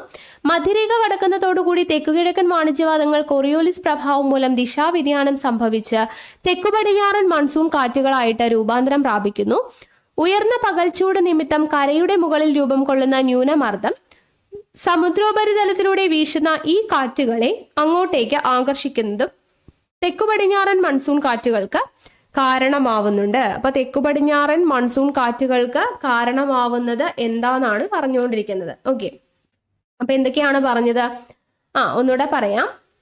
ഇവിടെ നോക്കുക, അച്ചുതണ്ടിന്റെ ചരിവ് നിമിത്തം സൂര്യരശ്മികൾ എന്ത് ചെയ്യും? ചില മാസങ്ങളിൽ ഭൂമധ്യരേഖയ്ക്ക് വടക്കായിട്ട് വരും, അല്ലെ? അച്ചുതണ്ടിന്റെ ചരിവ് നിമിത്തം ചില മാസങ്ങളിൽ സൂര്യരശ്മികൾ ഭൂമധ്യരേഖയ്ക്ക് വടക്കായിട്ട് വരും എന്നാണ് പറയുന്നത്, അല്ലെ? അപ്പൊ അങ്ങനെ ആ ഒരു സമയത്ത് ഭൂമധ്യരേഖയ്ക്ക് വടക്കായിട്ട് വരുന്ന സമയത്ത് ലംബമായിട്ടാണ് പതിക്കുന്നത്. അപ്പൊ ലംബമായിട്ട് പതിക്കുന്ന സമയത്ത് ഈ പ്രദേശങ്ങളിൽ എന്തായിരിക്കും? താപനില വർദ്ധിക്കും, അല്ലെ? ഈ പ്രദേശങ്ങളിൽ താപനില വർദ്ധിക്കും എന്ന് പറഞ്ഞു. അപ്പൊ അങ്ങനെ താപനില വർദ്ധിക്കുന്ന സമയത്ത് അതിനനുസരിച്ച് മർദ്ദമേഖലകൾക്കും വടക്കോട്ട് നേരിയ തോതിൽ എന്തുണ്ടാവും? സ്ഥാനമാറ്റം ഉണ്ടാവും. ഓക്കെ, വടക്കോട്ട് നേരിയ തോതിൽ സ്ഥാനമാറ്റം ഉണ്ടാവും. ഉത്തരാർദ്ധഗോളത്തിലെ വേനൽക്കാലത്ത് മധ്യരേഖ ന്യൂനമർദ്ദ മേഖല വടക്കോട്ട് നീങ്ങുമ്പോൾ തെക്കുകിഴക്കൻ വാണിജ്യവാദങ്ങളും ഭൂമധ്യരേഖ കടന്ന് എങ്ങോട്ട് നീങ്ങും? വടക്കോട്ട് നീങ്ങും. അങ്ങനെ വടക്കോട്ട് നീങ്ങുന്ന സമയത്ത് എന്ത് സംഭവിക്കും? മധ്യരേഖ കടക്കുന്നതോടുകൂടി തെക്കുകിഴക്കൻ വാണിജ്യവാദങ്ങൾ കൊറിയോളിസ് പ്രഭാവം മൂലം, കൊറിയോളിസ് ബലം എന്താന്ന് പഠിച്ചില്ലേ? കൊറിയോളിസ് പ്രഭാവം മൂലം ദിശാവ്യതിയാനം സംഭവിച്ച തെക്കു പടിഞ്ഞാറൻ മൺസൂൺ കാറ്റുകളായിട്ട് രൂപാന്തരം പ്രാപിക്കുന്നു. ഉയർന്ന പകൽച്ചൂട് നിമിത്തം കരയുടെ മുകളിൽ രൂപം കൊള്ളുന്ന ന്യൂനമർദ്ദം സമുദ്രോപരിതലത്തിലൂടെ വീശുന്ന ഈ കാറ്റുകളെ അങ്ങോട്ടേക്ക് ആകർഷിക്കുന്നതും തെക്കു പടിഞ്ഞാറൻ മൺസൂൺ കാറ്റുകൾക്ക് കാരണമാവുന്നുണ്ട്. ഓക്കെ, അപ്പോ അതാണ് തെക്കു പടിഞ്ഞാറൻ മൺസൂൺ കാറ്റുകൾ.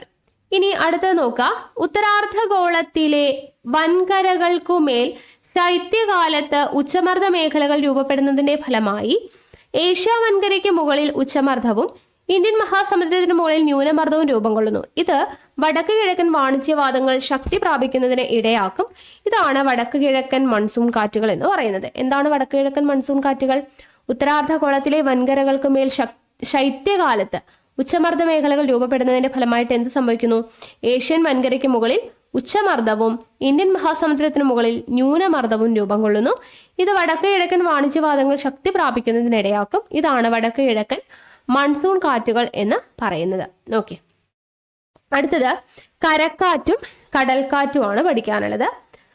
ഒരേ പ്രദേശത്തു തന്നെ രാത്രിയും പകലും അനുഭവപ്പെടുന്ന അന്തരീക്ഷ മർദ്ദം വ്യത്യസ്തമാണെന്ന് നമ്മൾ പഠിച്ചിട്ടുണ്ട്. അതുപോലെ കരയും കടലും സൂര്യതാപത്തോട് പ്രതികരിക്കുന്നത് ഒരുപോലെയല്ല, അല്ലെ? നമ്മൾ കഴിഞ്ഞ ക്ലാസ്സിൽ പഠിച്ചതാണ് +1 ടെക്സ്റ്റ് ബുക്കിൽ. കര എന്ത് ചെയ്യും? പെട്ടെന്ന് ചൂടാവും, അതുപോലെ തന്നെ പെട്ടെന്ന് തണുക്കുകയും ചെയ്യും. കര എന്ത് ചെയ്യും? പെട്ടെന്ന് ചൂടാവുകയും ചെയ്യും, പെട്ടെന്ന് തണുക്കുകയും ചെയ്യും. എന്നാൽ കടൽ എന്തേ ചെയ്യത്തുള്ളൂ?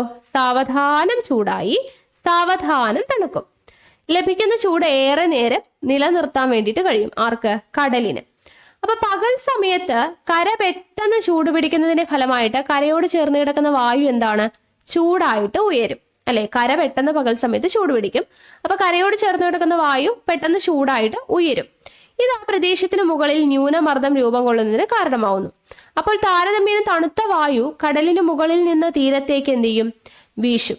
തണുത്ത വായു കടലിന് മുകളിൽ നിന്നും തീരത്തേക്ക് വീശും. ഈ ഇളം കാറ്റുകളെയാണ് കടൽ കാറ്റ് എന്ന് വീശുന്നത്. അപ്പൊ കടലിൽ നിന്നുമാണ് വീശുന്നത്, അല്ലെ? കടലിൽ നിന്നും വീശുന്നു. കടൽ ആണ് ഇവിടെ. അപ്പൊ കടലിൽ നിന്ന് വീശുമ്പോൾ അതിനെ നമ്മൾ കടൽക്കാറ്റ് എന്ന് പറയും. ഇനി കരയിൽ നിന്ന് വീശുവാണെങ്കിലോ അത് കരക്കാറ്റ്. അപ്പൊ എവിടെ നിന്നാണോ വീശുന്നത് അതിനനുസരിച്ചിട്ടാണ് നമ്മൾ പേര് പറയുന്നത്. അപ്പൊ പകൽ സമയം കര പെട്ടെന്ന് ചൂട് പിടിക്കും. അപ്പൊ കരയോട് ചേർന്ന് കിടക്കുന്ന വായു ചൂടായിട്ടിരിക്കും. അപ്പൊ അവിടെ എന്തായി? ന്യൂനമർദ്ദമായി. നമ്മൾ പറഞ്ഞു നേരത്തെ എപ്പോഴും കാറ്റ് വീശുന്ന എവിടെ നിന്ന് എവിടേക്കാ? ഉച്ചമർദ്ദത്തിൽ നിന്നും ന്യൂനമർദ്ദത്തിലോട്ടാ. അപ്പൊ കര എന്ന് പറയുന്നത് അവിടെ ന്യൂനമർദ്ദമാണ്. ഉച്ചമർദ്ദം എവിടെയാണ്? കടലിലാണ്. അപ്പൊ കടലിൽ ഉച്ചമർദ്ദമാണ്, തണുത്ത വായുവാണ്. അപ്പൊ കടലിന് മുകളിൽ നിന്നും കരയിലോട്ട് വീശുന്നു. അപ്പൊ അതാണ് കടൽ കാറ്റ് എന്ന് പറയുന്നത്. ഇനി രാത്രികാലം ആവുമ്പോൾ നേരെ തിരിച്ചാവും. എന്താവും? കര കടലിനെ അപേക്ഷിച്ച് പെട്ടെന്ന് തണുക്കുന്നു. കരയുടെ മുകളിൽ ഉച്ചമർദ്ദമായിരിക്കും, അല്ലെ? തണുക്കുമ്പോൾ ഉച്ചമർദ്ദമായിരിക്കും. അപ്പൊ കടലിൽ എന്താണ്? ന്യൂനമർദ്ദമാണ്. അപ്പൊ എവിടെ നിന്ന് എവിടേക്ക് വീശണം? ഉച്ചമർദ്ദത്തിൽ നിന്നും ന്യൂനമർദ്ദത്തിലോട്ട് വീശണം. അതായത് കരയിൽ നിന്നും കടലിലോട്ട് വീശണം, അല്ലെ? കരയിൽ നിന്നും കടലിലേക്ക് കാറ്റ് വീശും. അപ്പൊ ഇതിനെയാണ് കരക്കാറ്റ് എന്ന് നമ്മൾ പറയുന്നത്. അപ്പൊ പകൽ സമയത്ത് കടൽക്കാറ്റും രാത്രി സമയത്ത് കരക്കാറ്റുമാണ് വീശുന്നത്. അത് ഓർത്തിരിക്കുക കേട്ടോ. അപ്പൊ പകൽ സമയത്ത് കരയാണ് ചൂടാവുന്നത്, അപ്പൊ അവിടെ ന്യൂനമർദ്ദമാണ്, കടലിൽ ഉച്ചമർദ്ദമാണ്. കാറ്റ് വീശുന്നത് എവിടെ നിന്ന് എവിടേക്കാ? ഉച്ചമർദ്ദത്തിൽ നിന്ന് ന്യൂനമർദ്ദത്തിലോട്ടാണ്. അപ്പൊ കടലിൽ നിന്നും കരയിലോട്ടാണ്. സോ കടൽക്കാറ്റാണ്. രാത്രികാലങ്ങളിൽ കര കടലിനെ അപേക്ഷിച്ച് തണുക്കുകയാണ് ചെയ്യുന്നത്. അപ്പൊ അവിടെ ഉച്ചമർദ്ദമാണ്. അപ്പൊ ചൂടായിട്ടിരിക്കുന്ന ആരാണ്? കടലാണ്. അവിടെ ന്യൂനമർദ്ദമാണ്. അപ്പൊ ഉച്ചമർദ്ദത്തിൽ നിന്നും ന്യൂനമർദ്ദത്തിലോട്ട് വീശുക എന്ന് പറയുമ്പോൾ കരയിൽ നിന്നും കടലിലോട്ട് വീശണം. അപ്പൊ അതെന്താണ്? കരക്കാറ്റാണ്. ഓക്കെ, ഇത്രയേ ഉള്ളൂ. അപ്പൊ കടൽക്കാറ്റും കരക്കാറ്റും എന്താണെന്ന് മനസ്സിലായല്ലോ. ഇനി അടുത്തത് പർവ്വതക്കാറ്റും താഴ്വരക്കാറ്റും. നമ്മൾ പറഞ്ഞില്ലേ കാറ്റുകൾക്ക് പേര് നൽകുന്നത് അത് എവിടെ നിന്നാണ് വീശുന്നത് എന്നതിനനുസരിച്ചിട്ടാണ്. അപ്പൊ കടലിൽ നിന്ന് വീശിയപ്പോൾ കടൽക്കാറ്റായി, കരയിൽ നിന്ന് വീശിയപ്പോൾ കരക്കാറ്റായി. അപ്പൊ പർവ്വതക്കാറ്റും താഴ്വരക്കാറ്റും എന്താ വ്യത്യാസം? പർവ്വതങ്ങളിൽ നിന്ന് വീശുമ്പോൾ അത് പർവ്വതക്കാറ്റും, താഴ്വരയിൽ നിന്ന് വീശുമ്പോൾ താഴ്വരക്കാറ്റും ആയിരിക്കും. നമുക്കൊന്ന് നോക്കാം. പകൽ സമയത്ത് പർവ്വതമുകളിലെ വായു ചൂടുപിടിച്ചു വരുന്നതിനാൽ താരതമ്യേന ചൂട് കുറഞ്ഞ താഴ്വരയിൽ നിന്നും മുകളിലേക്ക് പർവ്വത ചെരുവുകളിലൂടെ വീശുന്ന കാറ്റാണ് താഴ്വരക്കാറ്റ്. കണ്ടോ, പകൽ സമയത്ത് എന്ത് സംഭവിക്കുന്നു? പർവ്വതങ്ങളിലെ മുകളിൽ വായു ചൂട് പിടിക്കുന്നു. അപ്പൊ അവിടെ എന്തായി? ന്യൂനമർദ്ദമായേ ആണ്. അപ്പോ തിരിച്ച് താഴ്വരയിലാണ് അപ്പൊ ഇവിടെ എന്തുള്ളത്? തണുത്ത കാറ്റുള്ളത്. അപ്പൊ താഴ്വരയിൽ നിന്നും മുകളിലേക്ക് പർവ്വത ചെരുവുകളിലൂടെ എന്ത് ചെയ്യുന്നു? കാറ്റ് വീശുന്നു. അപ്പൊ അതിനെയാണ് നമ്മൾ താഴ്വരക്കാറ്റ് എന്ന് പറയുന്നത്. രാത്രികാലം ആകുമ്പോൾ തിരിച്ച് പർവ്വത പ്രദേശങ്ങളിൽ തണുപ്പാണ്, അപ്പൊ അവിടെ ഉച്ചമർദ്ദമാണ്. താഴ്വരയിൽ എന്താ? ന്യൂനമർദ്ദമാണ്. അപ്പൊ കാറ്റ് വീശുന്നത് ഉച്ചമർദ്ദത്തിൽ നിന്നും ന്യൂനമർദ്ദത്തിലോട്ടാണ്. അതായത് പർവ്വതങ്ങളിൽ നിന്നും താഴ്വരത്തേക്ക് വീശുന്നു. സോ നമ്മൾ എന്തെന്ന് പറയുന്നു? പർവ്വതക്കാറ്റ് എന്ന് പറയുന്നു. ഓക്കെ, അപ്പൊ പർവ്വതങ്ങളിൽ നിന്ന് വീശുമ്പോൾ പർവ്വതക്കാറ്റ്, അതായത് അവിടെ ഉച്ചമർദ്ദമാണ്. പർവ്വതങ്ങളിൽ അപ്പോൾ ഉച്ചമർദ്ദം, അതായത് അവിടെ തണുപ്പാണ്. അങ്ങനെ കണക്ട് ചെയ്ത് പഠിച്ചാൽ മതി. അപ്പൊ നമുക്ക് തെറ്റത്തില്ല. ഓക്കെ, അപ്പൊ പർവ്വതക്കാറ്റും താഴ്വരക്കാറ്റും കടൽക്കാറ്റും കരക്കാറ്റും എന്താന്ന് മനസ്സിലായല്ലോ. ഇനി അടുത്തത് പ്രാദേശികവാദങ്ങളാണ് കേട്ടോ. ലോക്കൽ വിൻസിനെ കുറിച്ചാണ് പഠിക്കേണ്ടത്. മറ്റു കാറ്റുകളെ അപേക്ഷിച്ച് താരതമ്യേന ചെറിയ പ്രദേശത്ത് മാത്രമായി അനുഭവപ്പെടുന്ന കാറ്റുകളെയാണ് പ്രാദേശികവാദങ്ങൾ എന്ന് പറയാം. ചെറിയ പ്രദേശത്തേക്ക് മാത്രമായിട്ട് വീശുന്ന കാറ്റുകളാണ്. പ്രാദേശികമായ മർദ്ദവ്യത്യാസങ്ങൾ മൂലം രൂപം കൊള്ളുന്ന ഇത്തരം കാറ്റുകൾക്ക് ശക്തിയും കുറവായിരിക്കും. ലോകത്തിന്റെ പല ഭാഗങ്ങളിലും ഇത്തരം പ്രാദേശികവാദങ്ങൾ ഉണ്ട്. ലൂ, മാംഗോ ഷവർ, കാൽബൈശാഖി എന്നിവ ഇന്ത്യയിൽ അനുഭവപ്പെടുന്ന പ്രാദേശികവാദങ്ങളാണ്. ചിനൂക്ക്, ഹർമാറ്റൻ, ഫൊൻ തുടങ്ങിയവ ലോകത്തിന്റെ മറ്റു ഭാഗങ്ങളിൽ അനുഭവപ്പെടുന്നു. അപ്പൊ ലൂ, മാംഗോ ഷവർ, കാൽബൈശാഖി എന്നിവ ഇന്ത്യയിൽ അനുഭവപ്പെടുന്ന പ്രാദേശികവാദങ്ങളും ചിനൂക്ക്, ഹർമാറ്റൻ, ഫൊൻ തുടങ്ങിയവ ലോകത്തിന്റെ മറ്റു ഭാഗങ്ങളിൽ അനുഭവപ്പെടുന്ന കാറ്റുമാണ്. അപ്പൊ ഇതിൽ ഓരോന്നും എന്താണെന്ന് ഇവിടെ കൊടുത്തിട്ടുണ്ട്. അത് ഇമ്പോർട്ടന്റ് ആണ് കേട്ടോ. ഇത് PSC സ്ഥിരം ചോദിക്കുന്നതാണ്. ചിനൂക്ക് വടക്കേ അമേരിക്കയിലെ റോക്കി പർവ്വതനിരയുടെ കിഴക്കൻ ചെരുവിലൂടെ വീശുന്ന ഉഷ്ണക്കാറ്റ് ഏതാണ്? ചിനൂക്കാണ്. സ്ഥിരം ചോദിക്കുന്നതാ. ഈ കാറ്റിന്റെ ഫലമായി റോക്കി പർവ്വതനിരയുടെ കിഴക്കേ ചെരുവിലെ മഞ്ഞുരുകി മാറുന്നതിനാലാണ് ഇവയ്ക്ക് ചിനൂക്ക് എന്ന പേര്. ചിനൂക്ക് എന്ന് പറഞ്ഞ എന്താണ്? മഞ്ഞുതീനി എന്നാണ് അർത്ഥം. മഞ്ഞുതീനി. ശൈത്യത്തിന്റെ കാഠിന്യം കുറയ്ക്കുന്നതിനാൽ കനേഡിയൻ സമതലങ്ങളിലെ ഗോതമ്പ് കൃഷിക്ക് ഈ കാറ്റ് ഏറെ പ്രയോജനപ്രദമാണ്. ആൽപ്സ് പർവ്വതനിര കടന്ന് വടക്കൻ താഴ്വാരത്തേക്ക് വീശുന്ന കാറ്റാണേത്? ഫൊൻ. ഫൊൻ എന്ന് പറയുന്നത് ആൽപ്സ് പർവ്വതനിരന്ന് വടക്കൻ താഴ്വാരത്തേക്ക് വീശുന്ന കാറ്റാണ്. ഈ കാറ്റ് താഴ്വാരത്തേക്ക് ഇറങ്ങുമ്പോൾ സമ്മർദ്ദം കൊണ്ട് ചൂടാവുന്നതിനാൽ ഈ ഭാഗത്തെ അന്തരീക്ഷത്തിലെ തണുപ്പിന്റെ കാഠിന്യം കുറയാൻ കാരണമാവുന്നു. അപ്പൊ ആൽപ്സ് പഠിക്കുക, ചിനൂക്ക് പഠിക്കുക. അടുത്തതാണ് ആഫ്രിക്കയിലെ സഹാറ മരുഭൂമിയിൽ നിന്ന് പടിഞ്ഞാറൻ ആഫ്രിക്കയിലേക്ക് വീശുന്ന പ്രാദേശികവാദമാണ് ഹർമാറ്റൻ. ഇമ്പോർട്ടന്റ് ആണ് കേട്ടോ. ഹർമാറ്റൻ ആഫ്രിക്കയിലെ സഹാറ മരുഭൂമിയിൽ നിന്ന് പടിഞ്ഞാറൻ ആഫ്രിക്കയിലേക്ക് വീശുന്ന പ്രാദേശികവാദമാണ് ഹർമാറ്റൻ. പൊതുവെ ഈർപ്പം നിറഞ്ഞ അസുഖകരമായ കാലാവസ്ഥ നിലനിൽക്കാൻ പടിഞ്ഞാറൻ ആഫ്രിക്കയിലേക്ക് ഈ കാറ്റ് എത്തുന്നതോടുകൂടി കാലാവസ്ഥ മെച്ചപ്പെടുത്തുന്നതിനാൽ ജനങ്ങൾ ഇവയെ ഡോക്ടർ എന്ന് വിളിക്കുന്നു. ഡോക്ടർ എന്നറിയപ്പെടുന്ന കാറ്റ് ഏതാണ്? ഹർമാറ്റൻ ആണ്. അത് ഓർക്കാൻ വേണ്ടി നമ്മളൊരു കോഡൊക്കെ പഠിച്ചിട്ടുണ്ടായിരുന്നു. എന്താ? ഡോക്ടർ എന്നൊക്കെ പറയുമ്പോൾ ഈ ഹാർട്ടൊക്കെ മാറ്റി വെക്കുന്നത് ആരാ? ഡോക്ടറാണ്. അപ്പൊ ഹാർട്ട് മാറ്റുക, ഹർമാറ്റൻ, ഡോക്ടർ എന്ന് വിളിക്കുന്ന കാറ്റ്. ഓക്കെ, അങ്ങനെയൊക്കെ ഓർത്തിരിക്കുക. അടുത്തത് ലൂ. PSC സ്ഥിരം ചോദിക്കുന്നതാണ്. ലൂ എന്ന് പറയുന്ന ഉഷ്ണക്കാറ്റ് എവിടെയാണ് വീശുന്നത്? ഉത്തരേന്ത്യൻ സമതലങ്ങളിൽ വീശുന്ന ഉഷ്ണക്കാറ്റാണ് ലൂ. ഉത്തരേന്ത്യൻ സമതലങ്ങളിൽ വീശുന്ന ഉഷ്ണക്കാറ്റ് ഏതാണ്? ലൂ ആണ്. ഉഷ്ണകാലത്ത് രാജസ്ഥാൻ മരുഭൂമിയിൽ നിന്ന് വീശുന്ന ഈ കാറ്റ് ഉത്തരേന്ത്യൻ സമതലങ്ങളിലെ വേനലിന്റെ തീക്ഷ്ണത വർദ്ധിക്കാൻ കാരണമാകുന്നു. ഉഷ്ണകാലത്ത് എവിടെയാണ് വീശുന്നത്? രാജസ്ഥാൻ മരുഭൂമിയിൽ നിന്നാണ് വീശുന്നത്. ഉഷ്ണകാലത്ത് ദക്ഷിണേന്ത്യയിൽ വീശുന്ന പ്രാദേശികമാണ് മാംഗോ ഷവേഴ്സ്. ഇമ്പോർട്ടന്റ് ആണ് കേട്ടോ. ഉഷ്ണകാലത്ത് ദക്ഷിണേന്ത്യയിൽ വീശുന്ന പ്രാദേശികവാദമാണ് മാംഗോ ഷവേഴ്സ്. ഈ കാറ്റ് മാങ്ങ പഴുക്കുന്നതിനും പൊഴിയുന്നതിനും കാരണമാവുന്നതുകൊണ്ടാണ് മാംഗോ ഷവേഴ്സ് എന്ന പേര് വന്നത്. ഓക്കെ, അടുത്തത് അസ്ഥിരവാദങ്ങളാണ്. Variable wins. അതായത് ചില പ്രത്യേക അന്തരീക്ഷ അവസ്ഥകളിൽ രൂപം കൊള്ളുന്നതും തികച്ചും വ്യത്യസ്ത സ്വഭാവ സവിശേഷതകളോടുകൂടിയുള്ള കാറ്റിനെയാണ് അസ്ഥിരവാദങ്ങൾ എന്ന് പറയാം. അപ്പൊ ഈ അസ്ഥിരവാദങ്ങൾ നമുക്ക് രണ്ടായിട്ട് പറയാം, ചക്രവാദങ്ങളും പ്രതിചക്രവാദങ്ങളും. ഇത് രണ്ടും എന്താണ്? അസ്ഥിരവാദങ്ങളാണ്. അപ്പൊ ചക്രവാദം എന്ന് വെച്ചാൽ എന്താണ്? സൈക്ലോൺസ് എന്ന് വെച്ചാൽ എന്താണ്? അന്തരീക്ഷത്തിൽ ന്യൂനമർദ്ദ പ്രദേശവും അതിനു ചുറ്റുമായിട്ട് ഉച്ചമർദ്ദ പ്രദേശവും സൃഷ്ടിക്കപ്പെടുന്നത് ചക്രവാതങ്ങൾ രൂപം കൊള്ളുന്നതിന് കാരണമാവുന്നു. ഇങ്ങനെ സൃഷ്ടിക്കപ്പെടുന്ന ന്യൂനമർദ്ദ കേന്ദ്രത്തിലേക്ക് ചുറ്റുമുള്ള ഉച്ചമർദ്ദ കേന്ദ്ര പ്രദേശങ്ങളിൽ നിന്നും അതിശക്തമായ കാറ്റ് ചുഴറ്റി വീശുന്നു. കോറിയോലിസ് പ്രഭാവത്താൽ ഉത്തരാർദ്ധഗോളത്തിലെ ചക്രവാതങ്ങളിൽ നിന്നും കാറ്റ് വീശുന്നത് എതിർ ഘടികാര ദിശയിലും ദക്ഷിണാർദ്ധഗോളത്തിൽ ഇത് ഘടികാര ദിശയിലുമാണ്. രൂപപ്പെടുന്ന കാലാവസ്ഥ മേഖലകളുടെ അടിസ്ഥാനത്തിൽ ഇവയെ ഉഷ്ണമേഖലാ ചക്രവാതങ്ങളെന്നും മിതോഷ്ണ മേഖലാ ചക്രവാതങ്ങളെന്നും രണ്ടായിട്ട് തിരിക്കാം. ലക്ഷദ്വീപിലും കേരളത്തിന്റെ തീരപ്രദേശങ്ങളിലും 2017 നവംബർ മാസത്തിൽ ആഞ്ഞടിച്ച ഓഖി ചുഴലിക്കാറ്റിനെ കുറിച്ച് നമുക്ക് കേട്ടിട്ടുണ്ട് അല്ലെ. അപ്പൊ ഈ ഓഖി ചുഴലിക്കൊടുങ്കാറ്റ് ഓഖി കൊടുങ്കാറ്റ് എന്ന് പറയുന്നത് ജീവന സ്വത്തിന് വലിയ നാശം വിതച്ചുകൊണ്ടാണ് ഇന്ത്യൻ തീരങ്ങൾ വിട്ടത്. അതൊരു ഉഷ്ണമേഖലാ ചക്രവാതമാണ്. ഓഖി ചുഴലിക്കാറ്റ് എന്ന് പറയുന്നത് ഉഷ്ണമേഖലാ ചക്രവാതമാണ്. ഉഷ്ണമേഖലാ സമുദ്രപ്രദേശത്ത് പ്രത്യേകിച്ച് ഇന്ത്യൻ മഹാസമുദ്രത്തിൽ ഉണ്ടാവുന്ന പ്രാദേശിക മർദ്ദ വ്യതിയാനമാണ് ഉഷ്ണമേഖലാ ചക്രവാതത്തിന് കാരണമാവുന്നത്.